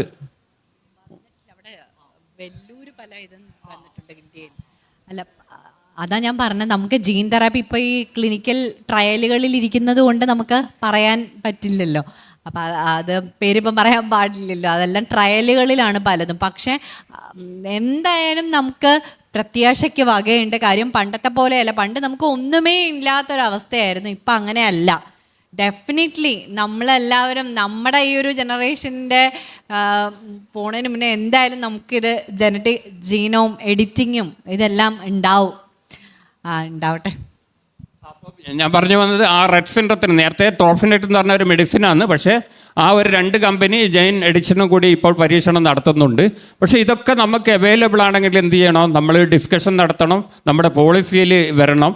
ഞാൻ പറഞ്ഞല്ലോ ഇപ്പോൾ കെയർ പദ്ധതി, ഇപ്പം തിരുവനന്തപുരത്ത് SMAൻ്റെ എനിക്കറിയുന്ന ചില ആളുകളൊക്കെ ആ മെഡിസിന് പിന്നെ ഒരു ദിവസം ഞാൻ കോഴിക്കോട് റെയിൽവേ സ്റ്റേഷനിൽ നിന്ന് ഒരമ്മ ഓടിക്കതച്ച് സന്ധ്യാനേരത്ത് തിരുവനന്തപുരത്തേക്കുള്ള വണ്ടി ടിക്കറ്റൊന്നും റിസർവേഷനൊന്നും കിട്ടാതെ ഓടിപ്പോകുന്നു. അപ്പോൾ ഞാൻ പരിചയപ്പെട്ടവർ പറഞ്ഞ് ആ മലപ്പുറത്താണ് SMA ബാധിതനായ മകനുണ്ട്, അവൻ്റെ മെഡിസിന് നാളെ ചൊവ്വാഴ്ച സെക്കൻഡ് ചൊവ്വാഴ്ച അവിടെ SITയിൽ ഇതാണ് പിന്നെ ക്ലിനിക്കാണ്, എനിക്ക് അവിടെ എത്തി അവൻ്റെ മരുന്ന് വാങ്ങി തിരിച്ചു വരണം എന്ന് പറഞ്ഞിട്ടാണ് ഓടുന്നത്. അപ്പം നമുക്ക് തീർച്ചയായിട്ടും തിരുവനന്തപുരത്ത് മാത്രം പോരാ, നമ്മുടെ കോഴിക്കോട് മെഡിക്കൽ കോളേജ് ഇതിൻ്റെ പിന്നെ ഒരു സബ് സെൻ്ററായി കിട്ടാൻ വേണ്ടി അപൂർവ രോഗത്തിൻ്റെ സെൻറ്റർ ഓഫ് എക്സലൻസിൻ്റെ ഒരു സെൻറ്ററോ അല്ലെങ്കിൽ ഒരു സബ് സെൻ്ററെങ്കിലും ആയി കിട്ടാൻ വേണ്ടിയുള്ള ഒരു ശ്രമങ്ങളൊക്കെ നമുക്ക് പിന്നെ നമ്മുടെ പൊതുസമൂഹത്തിൻ്റെ ഭാഗത്തുനിന്ന് ഉണ്ടാകണം.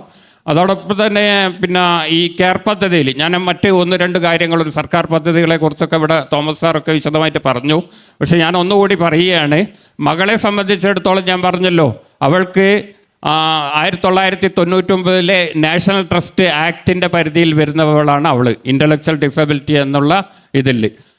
RPWI rights of person with disabilities ആക്ടിൽ 2026 പരിധിയിൽ വരുന്നതാണ് അവൾ. 2022 റയർ ഡിസീസ് പോളിസി അനുസരിച്ചിട്ട് അത് റെഡ് സിൻഡ്രം ഇപ്പോൾ ലിസ്റ്റിൽ വന്നിട്ടില്ല, പക്ഷേ റെഡ് സിൻഡ്രം അങ്ങനെയുള്ള ഒരു പരിധിയിൽ വരുന്ന ഒരാളാണ്. പക്ഷേ എന്നുള്ളതിന് കുറേ ഉത്തരങ്ങൾ. ഇന്നലെ നിങ്ങൾക്ക് അവിടെ ഒരു മരം കാണാം, ആ മരത്തിൻ്റെ ചുവട്ടിൽ കുറേ മരുന്ന് കുപ്പികൾ കാണാം. അപ്പോൾ ഈ മരുന്നുകളും ഇപ്പോഴും അവൾ ഡയപ്പേഴ്സ് ഉപയോഗിക്കണോ, ഇതൊക്കെ തരേണ്ടിയത് നമ്മുടെ സർക്കാരിൻ്റെ ഉത്തരവാദിത്തമാണ്, കടമയാണ്, അവരുടെ അവകാശമാണ്. പക്ഷേ പലപ്പോഴും ഇതൊന്നും നമുക്ക് ലഭ്യമാവില്ല, നമ്മൾ ഇരുട്ടിൽ തപ്പേണ്ട ഒരു ചുറ്റുപാടാണുള്ളത്. അപ്പോൾ ഇത്രയും അവകാശങ്ങളുള്ള മകളുടെ കാര്യത്തിൽ എനിക്ക് തോന്നുന്നു, ഇന്നലെ ഞാൻ നേരത്തെ ഇങ്ങോട്ട് പോന്നു, അപ്പോൾ ഭാര്യയുടെ കയ്യിൽ 500 റുപ്യയും കൊടുത്തിട്ടാണ് ഞാൻ പോകുന്നത്. 500 റുപ്യ കൊടുത്ത് എന്തിനാണെന്ന് പറഞ്ഞാൽ അവളെ ഇപ്പോഴൊരു സെൻറ്ററിൽ കൊണ്ടുപോകുന്നുണ്ട് തെറാപ്പികൾക്കായി. അപ്പോൾ അതിനുള്ള ഓട്ടോറിക്ഷ കൂലിക്ക് മാത്രമാണ് ഞാൻ 500 റുപ്യ കൊടുത്തത്. അതേസമയം മേഡത്തിൻ്റെ ഒരു +2 മറ്റോ പഠിക്കുന്ന ഇതേ പ്രായത്തിലുള്ളൊരു മകൻ ഗവൺമെൻറ് സ്കൂളിലാണ് പഠിക്കുന്നതെങ്കിൽ ഇന്നലെ ഒരാൾ ആരോ പറഞ്ഞു വിടുന്നു സൂചിപ്പിച്ച്, ഞാനൊന്നും ഒരു പൈസയും കൊടുത്തിട്ടില്ല എന്ന്. കവിഞ്ഞു വന്നാൽ 10 റുപ്യ കൊടുക്കേണ്ടി വരും. എന്തിന്? ട്രാൻസ്പോർട്ടേഷന്. ഈ അവകാശങ്ങളും ഈ നിയമങ്ങളുടെ ഒക്കെ പരിധിയിൽ വരുന്ന ഒരാൾക്കാണ് ഞാൻ ദിവസവും 500 റുപ്യ ട്രാൻസ്പോർട്ടേഷന് മാത്രം കൊടുക്കേണ്ടി വരുന്നത്. അപ്പോൾ മാസത്തിൽ എത്രയായി? 8000 റുപ്യ. ഒരു സാധാരണ കുടുംബത്തിന് ഇതൊക്കെ താങ്ങുമോ? എന്നെ സംബന്ധിച്ച് താങ്ങില്ല, പക്ഷേ എങ്ങനെയൊക്കെ തട്ടിമുട്ടി കൊണ്ടുപോകുന്നുണ്ട്. അഥവാ ഇങ്ങനെ കൊണ്ടുപോയില്ലെങ്കിൽ എന്താ സംഭവിക്കുക? അവൾ വീട്ടിലിരുന്ന് പേനരിച്ചും ഉറുമ്പരിച്ചും ചിലപ്പോൾ അവളുടെ ജീവിതം എന്താവും? ഇതിലും ദുർഘടമായി പോവും. അതിന് വേണ്ടിയാണ് നമ്മൾ ഇത്രയും പിന്നെ അതിനുവേണ്ടി ഭാര്യ അവിടെ ഉണ്ട്, അവൾ പൽക്കാലത്ത് എഴുന്നേൽക്കും, എന്നിട്ട് 6 മണി വരെ 5 മണി വരെ മകളെ കൂടെ ആ സെൻറ്ററിലിരിക്കും, തിരിച്ചു വരും എന്നൊക്കെയുള്ളതാണ്. ഞാൻ നീണ്ടുപോകുന്നുണ്ട്, കാര്യങ്ങൾ പിടുത്തം വിടുന്നുണ്ട്. അപ്പോൾ എന്തായാലും ഞാൻ പറയുന്നത് തീർച്ചയായിട്ടും അനീതിയുണ്ട്. നീതിയിലൂടെ എല്ലാം നമ്മുടെ ഭിന്നശേഷി സമൂഹം പോകുന്നത്. തികച്ച അനീതിയാണ് നമ്മൾ നേരിട്ടുകൊണ്ടിരിക്കുന്നത്, അപൂർവ രോഗത്തിൽ മാത്രമല്ല ഭിന്നശേഷിത്വത്തിലൊക്കെ. അപ്പോൾ ഈ നീതികേടിനെ നമ്മൾ ശബ്ദിക്കുകയും പൊതുസമൂഹം നമ്മോടൊപ്പം ഉണ്ടാകുകയും വേണ്ടതുണ്ട്. അപ്പോൾ അതിനൊക്കെ ഈ KDF കഴിയുന്നതോടുകൂടി നിമിത്തമാകട്ടെ എന്ന് ഞാൻ പറയുന്നു. അപ്പം നമുക്ക് ഇപ്പം ഇത്രയും സംസാരിച്ചതിൽ നിന്ന് നമുക്ക് ആ ഒരു അനുഭവിച്ചതിൻ്റെ എത്രണ്ടും ആ ഒരു എക്സ്ട്രീം പറ്റിയാണ് നമുക്ക് മനസ്സിലാക്കാൻ കഴിയണം. അപ്പം ഇതിൽ കൂടുതൽ ആ മാനസിക ബുദ്ധിമുട്ടിനെ കുറിച്ച് വാക്കുകളിലൂടെ പറയണം എന്ന് എനിക്ക് തോന്നുന്നില്ല. ഒരു വളരെ ഇമ്പോർട്ടൻ്റ് ആയിട്ടുള്ള ഒരു കാര്യം കൂടി വെച്ചിട്ട് എനിക്ക് തോന്നുന്നു നമ്മൾക്ക് നിർത്തേണ്ടതായിട്ടുള്ള കാര്യം ഉണ്ടാവും. അടുത്താണ് ഒരു ഹെൽപ്പിന് ചെല്ലേണ്ടത്. നമ്മളുടെ ഭാഗത്തുനിന്ന് എന്താണ് നമുക്ക് ചെയ്യാൻ പറ്റുക, പബ്ലിക്കിൻ്റെ ഭാഗത്തു നിന്നും മെഡിക്കൽ പ്രൊഫഷണലിൻ്റെ ഭാഗത്തു നിന്നും എന്ത് തരത്തിലുള്ള ഹെൽപ്പാണ് നമുക്ക് അവർക്ക് ചെയ്തു കൊടുക്കാൻ പറ്റുക എന്നുള്ളത് വെച്ചിട്ട് നമുക്ക് നിർത്താമെന്നാണ് തോന്നുന്നത്. ദിൽഷത് മാമിൻ്റെ അടുത്ത് വളരെ പ്രസക്തമായ ഒരു ചോദ്യമാണ്. അപ്പം ഏതൊരു രോഗത്തിൻ്റെയും റീഹാബിലിറ്റേഷൻ എന്ന് പറയുന്നത് ആ വ്യക്തിയുടെ ജീവിത നിലവാരം മെച്ചപ്പെടുത്തുക എന്നുള്ളതാണ്. നമ്മുടെ ക്വാളിറ്റി ഓഫ് ലൈഫ് ഇമ്പ്രൂവ് ചെയ്യുക, അല്ലെങ്കിൽ അവരുടെ ഫങ്ഷൻ ഇമ്പ്രൂവ് ചെയ്യുക എന്നുള്ളത് പറയും. അത് ശാരീരികമായും മാനസികമായും സാമൂഹികപരമായുമുള്ള ആ വ്യക്തിയുടെ ജീവിതം മെച്ചപ്പെടുത്തുക എന്നുള്ളതാണ് ഉദ്ദേശിക്കുന്നത്. അപ്പോൾ റീഹാബിലിറ്റേഷൻ എന്ന് പറയുന്നത് ഒരു ടീം വർക്കാണ്. ആ ഒരു ടീമിൽ ഒരു മൾട്ടി ഡിസിപ്ലിനറി ടീം എന്ന് പറയാം. ഡോക്ടേഴ്സ് ഉണ്ടാവും, തെറപ്പിസ്റ്റ് ഉണ്ടാവും, അതായത് ഫിസിയോതെറപ്പിസ്റ്റ്, ഓക്യുപേഷൻ തെറപ്പിസ്റ്റ്, നേരത്തെ പറഞ്ഞു ഇവിടെ സൈക്കോളജിസ്റ്റ്, സോഷ്യൽ വർക്കർ എന്നിങ്ങനെ അടങ്ങുന്ന ഒരു ടീമിന് മാത്രമേ ഒരു വ്യക്തമായ ഒരു റീഹാബിലിറ്റേഷൻ അല്ലെങ്കിൽ ഒരു പുനരധിവാസ പ്രക്രിയ നടപ്പിലാക്കാൻ പറ്റുകയുള്ളൂ. അപ്പോൾ നമ്മൾ നേരത്തെ പറഞ്ഞതുപോലെ ആ ഒരു വ്യക്തിയുടെ ചലനം, അവർക്കുള്ള മൊബിലിറ്റിക്ക് വേണ്ടിയിട്ടുള്ള എയ്ഡ്, ഇപ്പോൾ വീൽ ചെയർ പോലുള്ള മൊബിലിറ്റി എയ്ഡ്സ് കൊടുക്കേണ്ടി വരും. അതേപോലെ തന്നെ അവർക്കുള്ള അസിസ്റ്റീവ് ഡിവൈസസ് കൊടുക്കേണ്ടി വരും. പിന്നെ ആ ഒരു വ്യക്തിക്ക് നമ്മുടെ സമൂഹത്തിലുള്ള എല്ലാ രീതിയിലുള്ള തുല്യത ഉറപ്പുവരുത്തേണ്ടത് നമ്മൾ ഓരോരുത്തരുടെയും അതുപോലെ തന്നെ റീഹാബ് പ്രൊഫഷണൽസിൻ്റെയും കടമയാണ്. ഇപ്പോൾ ഈ സ്റ്റേജിൽ തന്നെ ഒരു വീൽ ചെയർ ഉള്ള വ്യക്തി ഈ സ്റ്റേജിലേക്ക് കടന്നു വരണമെങ്കിൽ നമുക്കൊരു റാമ്പ് അത്യാവശ്യമാണ്. അപ്പം അങ്ങനെ നമ്മളുടെ പബ്ലിക് ട്രാൻസ്പോർട്ടുകളും നമ്മുടെ പൊതു ഇടങ്ങളും എത്രത്തോളം ഇങ്ങനെയുള്ള ആളുകൾക്ക് എത്തിപ്പെടാൻ പറ്റും അല്ലെങ്കിൽ ആക്സസിബിൾ ആണ് എന്ന് നിങ്ങൾ ആലോചിച്ചാൽ അറിയാം. ഒരു വീൽ ചെയർ ഉപയോഗിക്കുന്ന ആൾക്ക് നമുക്കിന്ന് ബസ്സിൽ കയറി പോകാൻ പറ്റുന്ന ഒരു അവസ്ഥ നമ്മുടെ കേരളത്തിൽ ഇന്ന് നിലവിലില്ല. അപ്പോൾ ഇതൊക്കെ മെച്ചപ്പെടുത്തുക എന്നുള്ളതാണ് ഒരു റീഹാബ് പ്രൊഫഷണൽസിൻ്റെ റോള് കാര്യമായിട്ട് വരുന്നത്. അതിൽ തന്നെ വളരെ പ്രസക്തമായ ഒരു ഏരിയയാണ് ഇപ്പോൾ യൂസുഫൊക്കെ സംസാരിച്ചതുപോലുള്ള സൈക്കോളജിക്കൽ ആൻഡ് സോഷ്യൽ സപ്പോർട്ട്. ഇപ്പം ഏറ്റവും കൂടുതൽ ഇപ്പം ഞാൻ ഒരു 5 വർഷമായി ഈ ഒരു മേഖലയിൽ പ്രവർത്തിച്ച് വരുമ്പോൾ എനിക്ക് മനസ്സിലാക്കാൻ പറ്റിയൊരു കാര്യം, 99% കുട്ടികളിലും ഏറ്റവും കൂടുതൽ കഷ്ടപ്പെടുന്നത് അമ്മമാർ തന്നെയാണ്.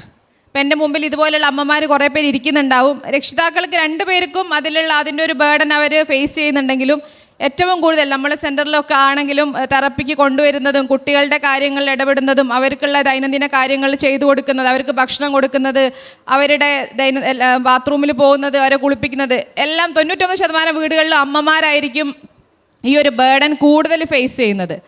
അതേപോലെ തന്നെ ഈ ഒരു രോഗം ഉണ്ട് എന്നറിയുമ്പോൾ തന്നെ ആ കുടുംബത്തിൻ്റെ ഒരു മാനസികമായിട്ടുള്ള ഒരു ബുദ്ധിമുട്ടുകൾ അവിടെ തുടങ്ങുകയാണ്. ആ ഒരു ഫാമിലിയിൽ ആ അമ്മ നിറവേറ്റേണ്ട ഒരുപാട് റോൾസ് ആൻഡ് റെസ്പോൺസിബിലിറ്റീസ് ഉണ്ടാവും. അവരൊരു ഭാര്യയാണ്, അവർ മറ്റുള്ള കുട്ടികളുടെയും അമ്മയാണ്, സഹോദരന്മാരുണ്ടാവും. അപ്പോൾ അതേപോലെ അങ്ങനെയുള്ള കാര്യങ്ങളൊന്നും അവർക്ക് നല്ല രീതിയിൽ ചെയ്യാൻ പറ്റുന്നില്ല. അവർക്ക് 24 മണിക്കൂറും ഈ കുട്ടിയുടെ അവരുടെ സാന്നിധ്യം ഈ കുട്ടിക്ക് വേണമെന്നുള്ള ഒരവസ്ഥയാണ് നമുക്ക് കാണാൻ പറ്റുക. അവർക്കൊരു മാനസികോല്ലാസത്തിന് വേണ്ടി ഒരു സമയം ചെലവിടാനോ, അവർക്ക് ഫ്രണ്ട്സിനെ കാണാനോ, അല്ലെങ്കിൽ കമ്മ്യൂണിറ്റിയിലുള്ള ഒരു പരിപാടിയിൽ ഇൻവോൾവ് ചെയ്യാനോ, ജോലിക്ക് പോകാൻ പോലും പറ്റാത്തൊരവസ്ഥയാണ്. അപ്പോൾ ഇങ്ങനെ ഒരു കുട്ടി നമുക്ക് കുടുംബത്തിൽ ഉണ്ടാകുമ്പം ആരെങ്കിലും ഒരാൾ ജോലി ഉപേക്ഷിക്കുക എന്നുള്ള അതൊരു നിർബന്ധമായി തീരും, അല്ലാതെ നമുക്ക് മുന്നോട്ടേക്ക് പോകാൻ പറ്റില്ല. അപ്പോൾ അതേപോലെ തന്നെ നമ്മൾ ഒരു പരിപാടി, അതായത് ഇങ്ങനെയുള്ള മക്കളുടെ സഹോദരങ്ങൾ, സിബ്ലിങ്സ്, അവർ അനുഭവിക്കുന്ന പ്രശ്നങ്ങൾ എന്താണെന്നുള്ള രീതിയിൽ ഒരു സിബ്ലിങ്സ് ഒരു ഗ്യാതറിങ് നടത്തിയിരുന്നു. അപ്പോൾ അതിൽ ഈ പറഞ്ഞ കുട്ടികൾക്ക് ഒരുപാട് പ്രശ്നങ്ങൾ പറയാനുണ്ട്. കാരണം ഇവരുടെ സിബ്ലിങ്സിന് ഒട്ടും കെയർ കിട്ടുന്നില്ല. ആ ഒരു ഡിഫറൻ്റ്ലി ഏബിൾഡ് ആയിട്ടുള്ള കുട്ടിക്ക് ഒരുപാട് കെയർ ആവശ്യം വരുന്നത് കൊണ്ട് തന്നെ ഇവർക്ക് സാധാരണ കിട്ടേണ്ട കെയർ കിട്ടാതെ പോകുന്നു. അവർക്ക് ഒരുപാട് രീതിയിലുള്ള മാനസിക സമ്മർദ്ദങ്ങൾ ഉണ്ടാവുന്നു. അതേപോലെ അവരുടെ ദാമ്പത്യ ജീവിതത്തിൽ ഒരുപാട് പ്രശ്നങ്ങൾ ഉണ്ടാവുന്നു. അപ്പോൾ ഇങ്ങനെയുള്ള ഒരുപാട് രീതിയിലുള്ള സൈക്കോളജിക്കൽ പ്രശ്നങ്ങൾ അമ്മമാരാണെങ്കിലും അച്ഛന്മാരാണെങ്കിലും അവരുടെ രക്ഷിതാക്കൾ കടന്നു പോകുന്നുണ്ട്. പിന്നെ നമുക്കറിയാം, നമ്മളിപ്പം നമ്മുടെ കുടുംബത്തിലോ അല്ലെങ്കിൽ നമ്മുടെ നാട്ടിലോ ഇങ്ങനെ ഒരാളുണ്ടെങ്കിൽ നമ്മളവിടെ പോയിട്ട് കൂടുതൽ നമ്മൾ ചോദിക്കുക അവരുടെ ശാരീരികമായിട്ടുള്ള ആവശ്യങ്ങളും അതുപോലെ അവരുടെ ഫിനാൻഷ്യൽ ആയിട്ടുള്ള ആവശ്യങ്ങൾ. നമുക്കറിയാം 18 കോടിയുടെ ഒരു മരുന്ന്, അതിൻ്റെ ഒരു ക്രൗഡ് ഫണ്ടിങ്ങിലൂടെ 18 കോടി പിരിച്ചെടുത്ത ഒരു സംസ്ഥാനത്താണ് നമ്മൾ നിൽക്കുന്നത്. നമുക്ക് അഭിമാനത്തോടു കൂടി പറയാം. പക്ഷേ ആ ഒരു സമയത്തും ആ ഒരു വ്യക്തിയുടെ മാനസികമായിട്ടുള്ള സമ്മർദ്ദം എത്രയുണ്ട്, അല്ലെങ്കിൽ അവർക്ക് അങ്ങനെയുള്ള പ്രശ്നങ്ങൾ ഉണ്ടോ എന്നുള്ളത് നമ്മൾ ചോദിക്കാൻ പോലും നമ്മൾ മുതിരാറില്ല, അല്ലേ? നമ്മളൊരിക്കലും അവർക്ക് അതിന് സ്ട്രെസ് ഉണ്ടോ, മാനസികമായിട്ടുള്ള ബുദ്ധിമുട്ടുകൾ ഉണ്ടോ എന്നുള്ളത് നമ്മൾ ചോദിക്കാറുമില്ല, അതാരും പറയാറുമില്ല. അപ്പോൾ അത് ഷെയർ ചെയ്യാൻ പറ്റാത്തത് കൊണ്ട് തന്നെ ഇങ്ങനെയുള്ള സ്ട്രെസ്സും ആൻസൈറ്റി ഡിപ്രഷനെല്ലാം ഒരുപാട് ആളുകൾക്ക് അതുകൊണ്ടുള്ള ബുദ്ധിമുട്ടുകൾ നല്ല രീതിയിൽ അനുഭവിക്കുന്നുണ്ട്. നമ്മളടുത്ത് ചില രക്ഷിതാക്കൾ വരുമ്പം അവർ ചോദിക്കുമ്പോൾ ഈ അടുത്തൊരു രക്ഷിതാവ് വന്നപ്പോൾ അവർക്ക് ജനിതകമായിട്ടുള്ള രോഗമാണെന്ന് അറിയാം, പ്രത്യേകിച്ച് ട്രീറ്റ്മെൻറ്റ് ഇല്ല എന്നറിയാം, ഓൾറെഡി തെറപ്പിക്ക് പോകുന്നുണ്ട്. എന്നാലും അവർ വന്നിട്ട് 1 മണിക്കൂർ എൻ്റെ അടുത്ത് കുറേ സംസാരിച്ചു. അവർക്കുള്ള ബുദ്ധിമുട്ടുകൾ, അവരുടെ ദാമ്പത്യത്തിലുള്ള പ്രശ്നങ്ങൾ, മറ്റുള്ള മക്കൾക്കുള്ള പ്രശ്നങ്ങൾ, അങ്ങനെ കുറേ കാര്യങ്ങൾ സംസാരിച്ചു. അപ്പോൾ ഞാനൊന്നും റിപ്ലൈ ഒന്നും ഞാൻ പറഞ്ഞിട്ടില്ല, ഇതിൻ്റെ സൊല്യൂഷൻസ് ഒന്നും ഞാൻ പറഞ്ഞു കൊടുത്തില്ല. 1 മണിക്കൂർ അവർ സംസാരിച്ചപ്പോൾ അവരെന്നോട് പറഞ്ഞ കാര്യം, ഇത് ഡോക്ടർ എന്നെ കേട്ടല്ലോ, ഈ 1 മണിക്കൂർ ഞാൻ പറഞ്ഞത് ഡോക്ടർ ഇങ്ങോട്ടേക്ക് ഒരു അക്ഷരം പോലും പറയാണ്ട് എന്നെ കേട്ടിരുന്നല്ലോ. അപ്പോൾ അത് തന്നെ എനിക്ക് ഭയങ്കര ഒരു ആശ്വാസമായി എന്നാണ് ആ ഒരു രക്ഷിതാവ് പറഞ്ഞത്. അപ്പോൾ അവർക്ക് അവരെ കേൾക്കാൻ ഒരാളുണ്ടാവുക എന്നതാണ് ഏറ്റവും വലിയ ഒരു സപ്പോർട്ട്. അപ്പം ഞാൻ ഒറ്റയ്ക്കല്ല, എൻ്റെ കൂടെ ഒരുപാട് ആളുകൾ ഉണ്ട് എന്ന് മനസ്സിലാവുമ്പോൾ നമുക്ക് കിട്ടുന്നൊരു ധൈര്യമുണ്ട്. അതാണ് ഈ ട്രീറ്റ്മെൻറ്റിൽ നമുക്ക് മുന്നോട്ട് പോകാനുള്ള ഏറ്റവും ശക്തി എന്നുള്ളത് നമുക്ക് ഈ ഒരു എക്സ്പീരിയൻസ് നല്ല മനസ്സിലാവുന്നത്. പിന്നെ ഇതിൽ നമുക്ക് ചെയ്യാൻ പറ്റുന്ന കാര്യം രക്ഷിതാക്കൾക്കുള്ള ഒരു കോപ്പിംഗ് സ്ട്രാറ്റജീസ് പഠിപ്പിച്ചു കൊടുക്കുക, അവർക്കൊരു സപ്പോർട്ട് സിസ്റ്റം ഡെവലപ്പ് ചെയ്യുക എന്നുള്ളതാണ്. ആ അമ്മക്ക് കുറച്ചു നേരം മാറി നിൽക്കേണ്ടി വന്നാലും ആ കുട്ടീനെ കെയർ ചെയ്യാൻ വേറൊരാൾ ഉണ്ടാവണം. ഇപ്പോൾ ചില അമ്മമാരുടെ ഒരു വിശ്വാസം എന്ന് പറഞ്ഞു കഴിഞ്ഞാൽ അവരുടെ കുട്ടീനെ അവർ മാത്രം നോക്കിയാൽ മതി, എനിക്കെല്ലാം ചെയ്യണം, അത് അങ്ങനെയുള്ള ഒരു അമ്മയാണ് നല്ല അമ്മ എന്നുള്ള ഒരു ചിന്തയുള്ള ഒരുപാട് രക്ഷിതാക്കളുണ്ട്. പക്ഷേ അങ്ങനെയല്ല, അമ്മമാർക്ക് അവരുടെ സ്വന്തമായിട്ടുള്ള കാര്യങ്ങൾ ചെയ്യാനുള്ള സമയം കണ്ടെത്തണം. ആ കുട്ടി എല്ലാവരുടെയും കൂടെ ഒരു റെസ്പോൺസിബിലിറ്റിയാണ്, അമ്മയുടെ മാത്രമല്ല, ആ ഫാമിലി മാത്രമല്ല, നമ്മുടെ കമ്മ്യൂണിറ്റിയിലുള്ള ഓരോരുത്തരുടെയും റെസ്പോൺസിബിലിറ്റിയാണ്. ആ ഒരു കെയർ കിട്ടുക എന്നുള്ളത് ആ കുട്ടിയുടെ അവകാശമാണ്, മറിച്ചൊരു ഔദാര്യമല്ല എന്നുള്ളത് ഊന്നി പറയാനാണ് നമ്മൾ ഇതുപോലുള്ള വേദികൾ ഉപയോഗിക്കുന്നത്. അപ്പോൾ അതിൽ പറയാനുള്ള ഒരു കാര്യം കൂടെ ഞാൻ പറഞ്ഞ് നിർത്തുകയാണ്. അപ്പോൾ സെൽഫ് ഹെൽപ്പ് ഗ്രൂപ്പ്സ് നമ്മൾ പറഞ്ഞു, ഇന്ന് ഈ ഒരു ഡിസ്കഷനിൽ തന്നെ അരുൺ എന്ന് പറഞ്ഞ ഒരാൾ എത്തേണ്ടതായിരുന്നു, അവർക്ക് ഒരു അസുഖം കാരണം എത്താൻ പറ്റിയില്ല. അവർ sickle cell anaemia patient organisation സ്കാപ്പ എന്ന് പറയുന്ന ഒരു അസോസിയേഷൻ്റെ പ്രതിനിധിയായിരുന്നു. അപ്പോൾ അവരുടെ അടുത്ത് സംസാരിച്ചപ്പോഴാണ് നമുക്ക് ആ സെൽഫ് ഹെൽപ്പ് ഗ്രൂപ്പ്സിൻ്റെ പ്രാധാന്യം മനസ്സിലായത്. നമ്മളൊരു രോഗം സ്ഥിരീകരിച്ച് കഴിഞ്ഞാൽ അതേ രോഗമുള്ള കുറേ ആളുകളുണ്ടാവും. അപ്പോൾ നമ്മൾക്ക് എന്ത് ചെയ്യാൻ പറ്റും, മെഡിക്കൽ പ്രൊഫഷണൽസായി ഞങ്ങൾക്ക് അവരെ കണക്ട് ചെയ്ത് കൊടുക്കാൻ പറ്റും. ഇപ്പോൾ റെഡ് സിൻഡ്രോം ഉള്ള ഒരു കുട്ടി വന്നു കഴിഞ്ഞാൽ എനിക്കിപ്പോൾ യൂസുഫ് ഖാനെ കണക്ട് ചെയ്ത് കൊടുക്കാൻ പറ്റും. യൂസുഫ് ഖാൻ ആണെങ്കിൽ അറിയാം ഇപ്പോൾ ഇതിൻ്റെ ട്രീറ്റ്മെൻറ്റ് എവിടെയൊക്കെയാണ് ഉള്ളത്, എവിടെയൊക്കെ പോകണം, എന്തൊക്കെ ചെയ്യണം എന്നുള്ള വ്യക്തമായ കാര്യങ്ങൾ യൂസുഫ് ഖാക്ക് അവർക്ക് പറഞ്ഞു കൊടുക്കാൻ പറ്റും. അതേപോലെ തന്നെ ഒരു രോഗം അതവർ എക്സ്പീരിയൻസ് ചെയ്യുന്നതിനേക്കാളും വലിയൊരു ശക്തി ഇല്ല അല്ലേ. നമുക്കത് പഠിച്ച് മനസ്സിലാക്കാം, അല്ലെങ്കിൽ വേറൊരാൾ പറയുന്നത് കേട്ട് മനസ്സിലാക്കാം, നമുക്ക് അവർ അനുഭവിക്കുന്നത് കാണാം. പക്ഷെ അത് എക്സ്പീരിയൻസ് ചെയ്യുന്നതിലൂടെ അതാണ് ഏറ്റവും വലിയൊരു തിരിച്ചറിവ്. അപ്പോൾ ആ എക്സ്പീരിയൻസ് ചെയ്യുന്ന ആളുകളുടെ ഒരു കൂട്ടം, അവരൊരു കൂട്ടായ്മ എന്ന് പറഞ്ഞാൽ അത് ഭയങ്കര സ്ട്രോങ് ആണ്. അവർക്കറിയാം എവിടെയാണ് ട്രീറ്റ്മെൻറ്റിൽ എവിടെയാണ് ഗ്യാപ്പുകൾ വരുന്നത്, അവരുടെ ആവശ്യം എന്താണ്, ഏതൊക്കെ രീതിയിലുള്ള കൺസിഡറേഷൻ അവർക്ക് കമ്മ്യൂണിറ്റിയിൽ നിന്ന് കിട്ടണം, ഗവൺമെൻറ് തലത്തിൽ കിട്ടണം എന്നുള്ള കാര്യങ്ങൾ അവർക്കറിയാം. അത് നേടിയെടുക്കാൻ വേണ്ടി അവരെ തന്നെ നമ്മൾ എന്ത് ചെയ്യണം, ഒരു അഡ്വക്കസി റോളിലേക്ക് കൊണ്ടുവരണം. അവരുടെ അസോസിയേഷൻ ചോദിച്ചുകൊണ്ടേ ഇരിക്കണം അവരുടെ ആവശ്യങ്ങളെപ്പറ്റി. അപ്പോൾ ഈ സ്കാപ്പ എന്ന് പറഞ്ഞ ഓർഗനൈസേഷൻ അവർ 26 വർഷമായിട്ടുള്ള ഒരു അസോസിയേഷനാണ്. അവരുടെ സമരങ്ങളുടെ ഭാഗമായിട്ട് ഇപ്പം സിക്കിൾ സെൽ അനീമിയ പേഷ്യൻസിന് വേണ്ടിയിട്ട് വയനാട് ജില്ലാ ഹോസ്പിറ്റൽ അവർക്ക് അതിൻ്റെ ഒരു സെൽ ഓപ്പൺ ചെയ്യാൻ പറ്റി. അവർക്ക് മെഡിക്കൽ പ്രൊഫഷണൽസ് ഉണ്ട്, സിസ്റ്റർമാരുണ്ട്, അതിൻ്റെ മെഡിസിൻ അവർക്ക് ഈസിലി അവൈലബിൾ ആക്കുന്ന രീതിയിലുള്ള കാര്യങ്ങൾ ചെയ്യാൻ പറ്റി. അപ്പോൾ ഇങ്ങനെയുള്ള ആളുകളുടെ ശബ്ദമാണ് നമുക്ക് ഉയർന്ന് കേൾക്കേണ്ടത്, എന്നാൽ മാത്രമേ ഇതിലൊരു മാറ്റങ്ങൾ ഉണ്ടാവുള്ളൂ എന്ന് പറഞ്ഞുകൊണ്ട് ഞാൻ നിർത്തുകയാണ്. കാര്യം കൂടി നമ്മൾ പറയാൻ വിട്ടുപോയിട്ടുണ്ട്, നാഷണൽ റെയർ ഡിസീസ് പോളിസി എന്നുള്ളതിനെ കുറിച്ച്. കാരണം അത് പല രക്ഷിതാക്കൾക്കും അറിയാത്തൊരു കാര്യമാണ്. എങ്ങനെയാണ് എന്തെങ്കിലും ഒരു അവസ്ഥയ്ക്ക് ട്രീറ്റ്മെൻറ്റ് ഉണ്ടെങ്കിൽ അത് നമ്മളുടെ കുഞ്ഞിന് അതുണ്ട് എന്നുള്ളത് നമ്മൾ എവിടെ അറിയിക്കും? നമ്മൾ ഇത് കണ്ടുപിടിച്ച ഡോക്ടർക്ക് മാത്രമേ അറിയുന്നുണ്ടാവുള്ളൂ, ഇങ്ങനെ ഒരു റിപ്പോർട്ട് ഉണ്ടാവുള്ളൂ കയ്യിൽ. അത് നമ്മൾ എങ്ങനെ അറിയിക്കാൻ കഴിയും? അപ്പോൾ അതിന് വേണ്ടിയിട്ട് ഗവൺമെൻറ് ഒരു ഇനീഷ്യേറ്റീവ് എടുത്ത് ചെയ്തിരിക്കുന്നതാണ് national rare disease policy of India. അപ്പോൾ അതിനെക്കുറിച്ചും പിന്നെ അതുപോലെ തന്നെ ഇതിൽ റെയർ ഡിസീസസിൽ റിസർച്ച് വളരെ കുറവാണ്. അതിൻ്റെ ഒരു ഇമ്പോർട്ടൻസിനെ കുറിച്ചും ചുരുക്കത്തിൽ നിഷ മാഡം ഒന്ന് പറഞ്ഞു കഴിഞ്ഞാൽ നമുക്ക് അതുകൊണ്ട് കൺക്ലൂഡ് ചെയ്യാം.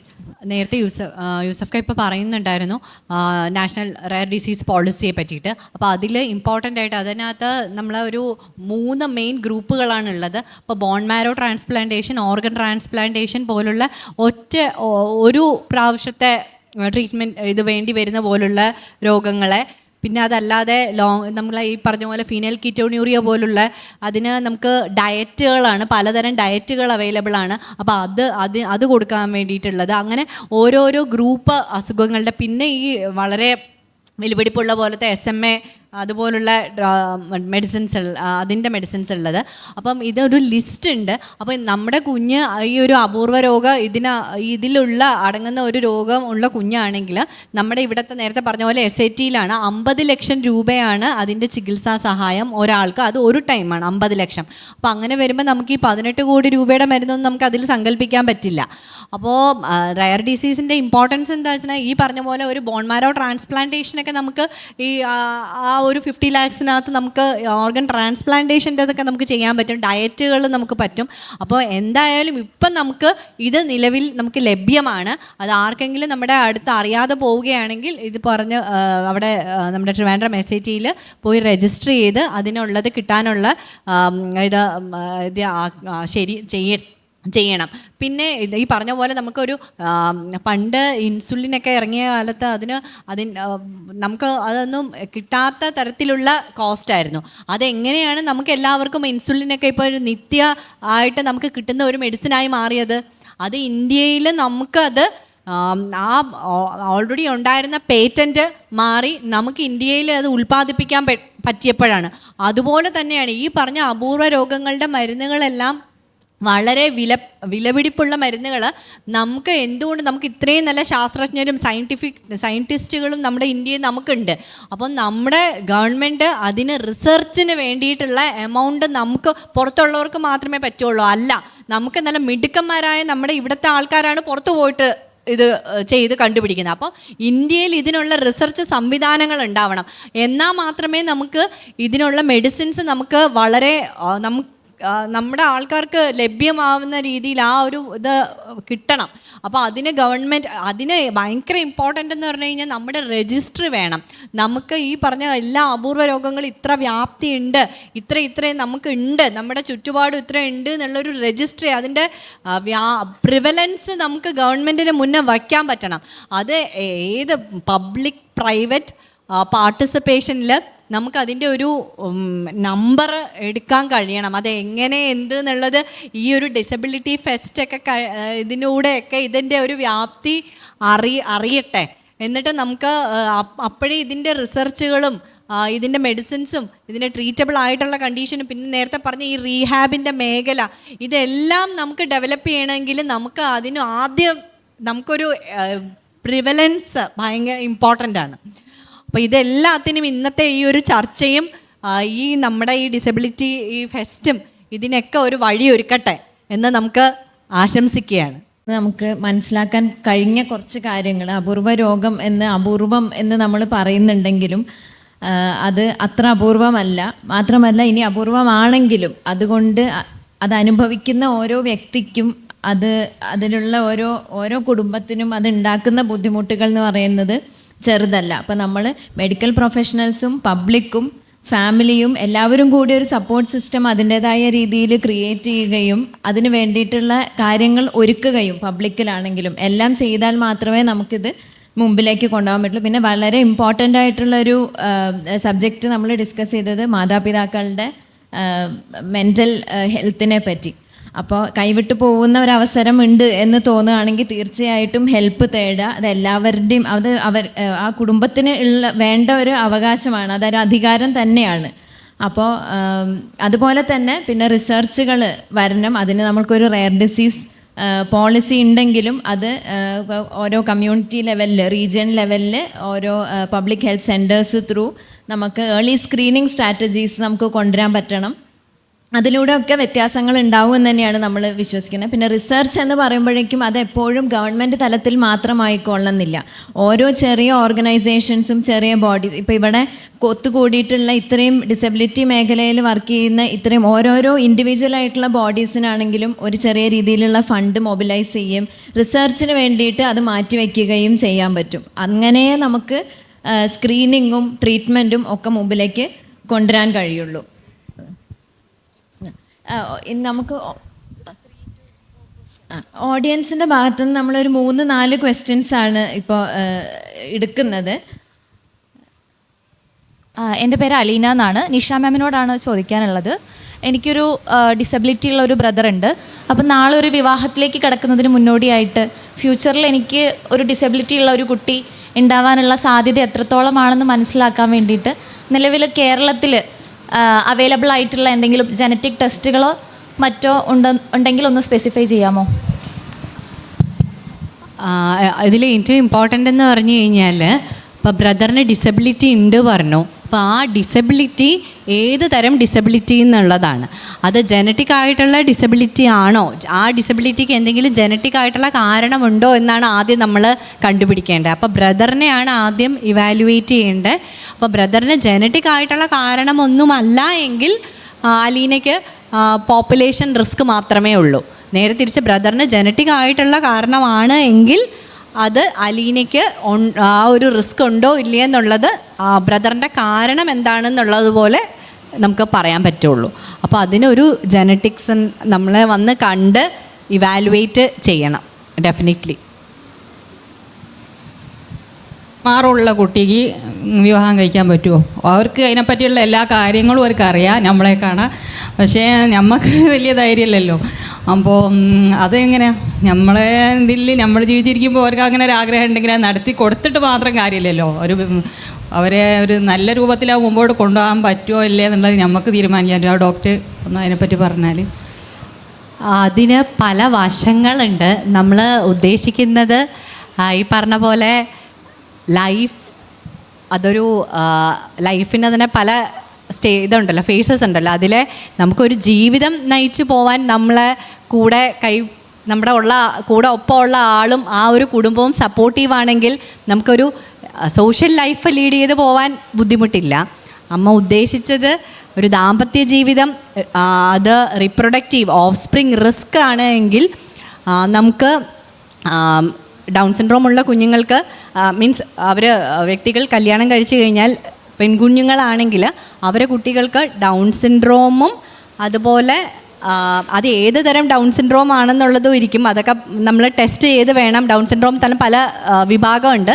അപ്പോൾ ഏത് വിഭാഗമാണെന്ന് നമ്മൾ അറിഞ്ഞു കഴിഞ്ഞാൽ കുട്ടികൾക്ക് 50% നമുക്ക് കുഞ്ഞുങ്ങൾക്ക് പലതരത്തിലുള്ള പ്രശ്നങ്ങൾ വരാം.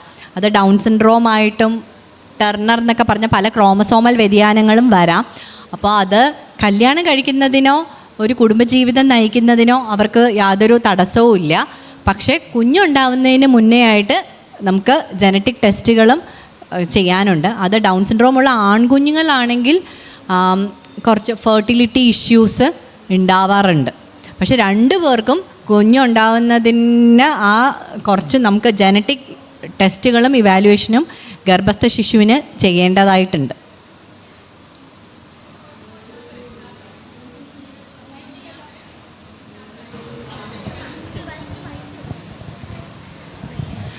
ഇപ്പോൾ ഒരു ഭർത്താവും ഭാര്യക്കും ഒരു കുഴപ്പമില്ല, പക്ഷേ ഇങ്ങനത്തെ കുട്ടികൾ ഉണ്ടാകുന്നുണ്ടല്ലോ, അതിൻ്റെ കാരണം എന്താ? അതാണ് ഞാൻ പറഞ്ഞത്. അതായത് ഓരോ കപ്പിളും നമ്മൾ മനസ്സിലാക്കി 3 കുട്ടികൾക്ക് ഒരു കുഴപ്പമില്ല, പക്ഷേ പിന്നെ ഒരു കുട്ടിക്ക് ഉണ്ടാകുന്നു, പിന്നെ ഉണ്ടാകുന്ന കുട്ടിയൊക്കെ ഒരു കുഴപ്പമില്ല. അങ്ങനെയല്ല. ഇത് എന്താ വെച്ചാൽ നമ്മൾ 100 കുഞ്ഞുങ്ങളുണ്ടാകുമ്പോൾ എല്ലാവർക്കും, ഇവിടെ ഇരിക്കുന്ന എല്ലാവർക്കും, ഞാനടക്കമുള്ള എല്ലാവർക്കും അതെ, 100 കുഞ്ഞുങ്ങൾ ഈ ഭൂമിയിൽ ജനിക്കുമ്പോൾ 3 കുഞ്ഞുങ്ങൾക്ക് പലതരത്തിലുള്ള അംഗവൈകല്യങ്ങളും ഉണ്ടാവാം. അതുപോലെ നമ്മളിപ്പോൾ ഡൗൺ സിൻഡ്രോമിൻ്റെ കാര്യം എടുക്കുകയാണെങ്കിൽ 700 കുഞ്ഞുങ്ങളുണ്ടാകുമ്പോൾ ഒരു കുഞ്ഞ് ഡൗൺ സിൻഡ്രോമാണ്. അപ്പോൾ 700 ഉണ്ടാകുമ്പോൾ ഒരാൾ ഡൗൺ സിൻഡ്രോം ആണെന്നുള്ളത് നമുക്ക് ഉറപ്പാണ്. അപ്പോൾ അങ്ങനെ വരുന്ന സമയത്ത് ഇത് എന്താ പറയുക, നമ്മൾ നോക്കുന്നത് അതിനേക്കാട്ടും കൂടുതൽ റിസ്ക് ഉണ്ടോ എന്നുള്ളതാണ്. ഫാമിലിയിൽ നമുക്ക് ആദ്യം ഒരു കുഞ്ഞ് വേറെ നമ്മുടെ ജനിതക വ്യതിയാനങ്ങൾ കൊണ്ട്, ക്രോമസോമൽ വ്യതിയാനങ്ങൾ കൊണ്ട്, അച്ഛനും അമ്മയ്ക്കും ഉള്ള വ്യതിയാനങ്ങൾ കൊണ്ട് അതിനേക്കാട്ടും കൂടുതൽ റിസ്ക് ഉണ്ടോ എന്നാണ്.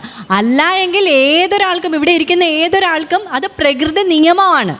അത് നമ്മൾ ഇപ്പം എന്താ പറയുക, അതിന് നമ്മളൊരു പറഞ്ഞു കഴിഞ്ഞാൽ ഒരു ഫാക്ടറിയിൽ 1000 നമ്മൾ എന്തുണ്ടാക്കി എടുത്തു കഴിഞ്ഞാലും അതിൽ നമുക്ക് എപ്പോഴും ആ ഒരു ഇത് നമ്മൾ എസ്റ്റിമേറ്റഡ് ആണ്. ആ ഒരു പ്രശ്നങ്ങൾ ബാക്കി റിപ്പയർ ഉണ്ടാവും. അത് പ്രകൃതി നിയമമാണ്. അപ്പോൾ ഇല്ല എന്നല്ല, ഇത് നമുക്ക് ഇതുവഴി നമ്മളാരും ഈ ഒരു ഡിസബിലിറ്റിയും ഇതുമൊക്കെ നമ്മൾ ആചരിക്കുന്നത്, നമ്മളാരും ഹിറ്റ്ലർ അല്ല, നമ്മൾ യൂജനിക്സ് അല്ല നമ്മൾ പ്രാക്ടീസ് ചെയ്യുന്നത്. അതായത് നമ്മൾ ഉദ്ദേശിക്കുന്ന ആ സോ കോൾഡ് നല്ലത് അങ്ങനൊന്നും ഇല്ല. അതല്ല അമ്മ ഞാൻ പറയാണ്. അപ്പോൾ എല്ലാം അടങ്ങുന്നതാണ് ഈ സമൂഹം. നാച്ചുറലായും അതായത് ആർക്ക് വേണമെങ്കിലും എന്ത് പ്രശ്നം വേണമെങ്കിലും ഉണ്ടാവാം. അത് ഉണ്ടാവാനുള്ള റിസ്ക് നമുക്ക് കൂടുതലുണ്ടോ എന്നേ അറിയേണ്ടൂ.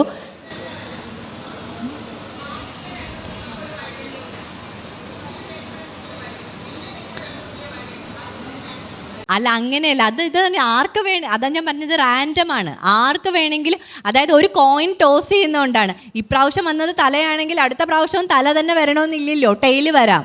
അതൊരു കോയിൻ എടുത്ത് നമ്മൾ ടോസ് ചെയ്യുന്ന പോലെയാണ്. എപ്പോൾ വേണേലും അത് 2 വശങ്ങളാണ്.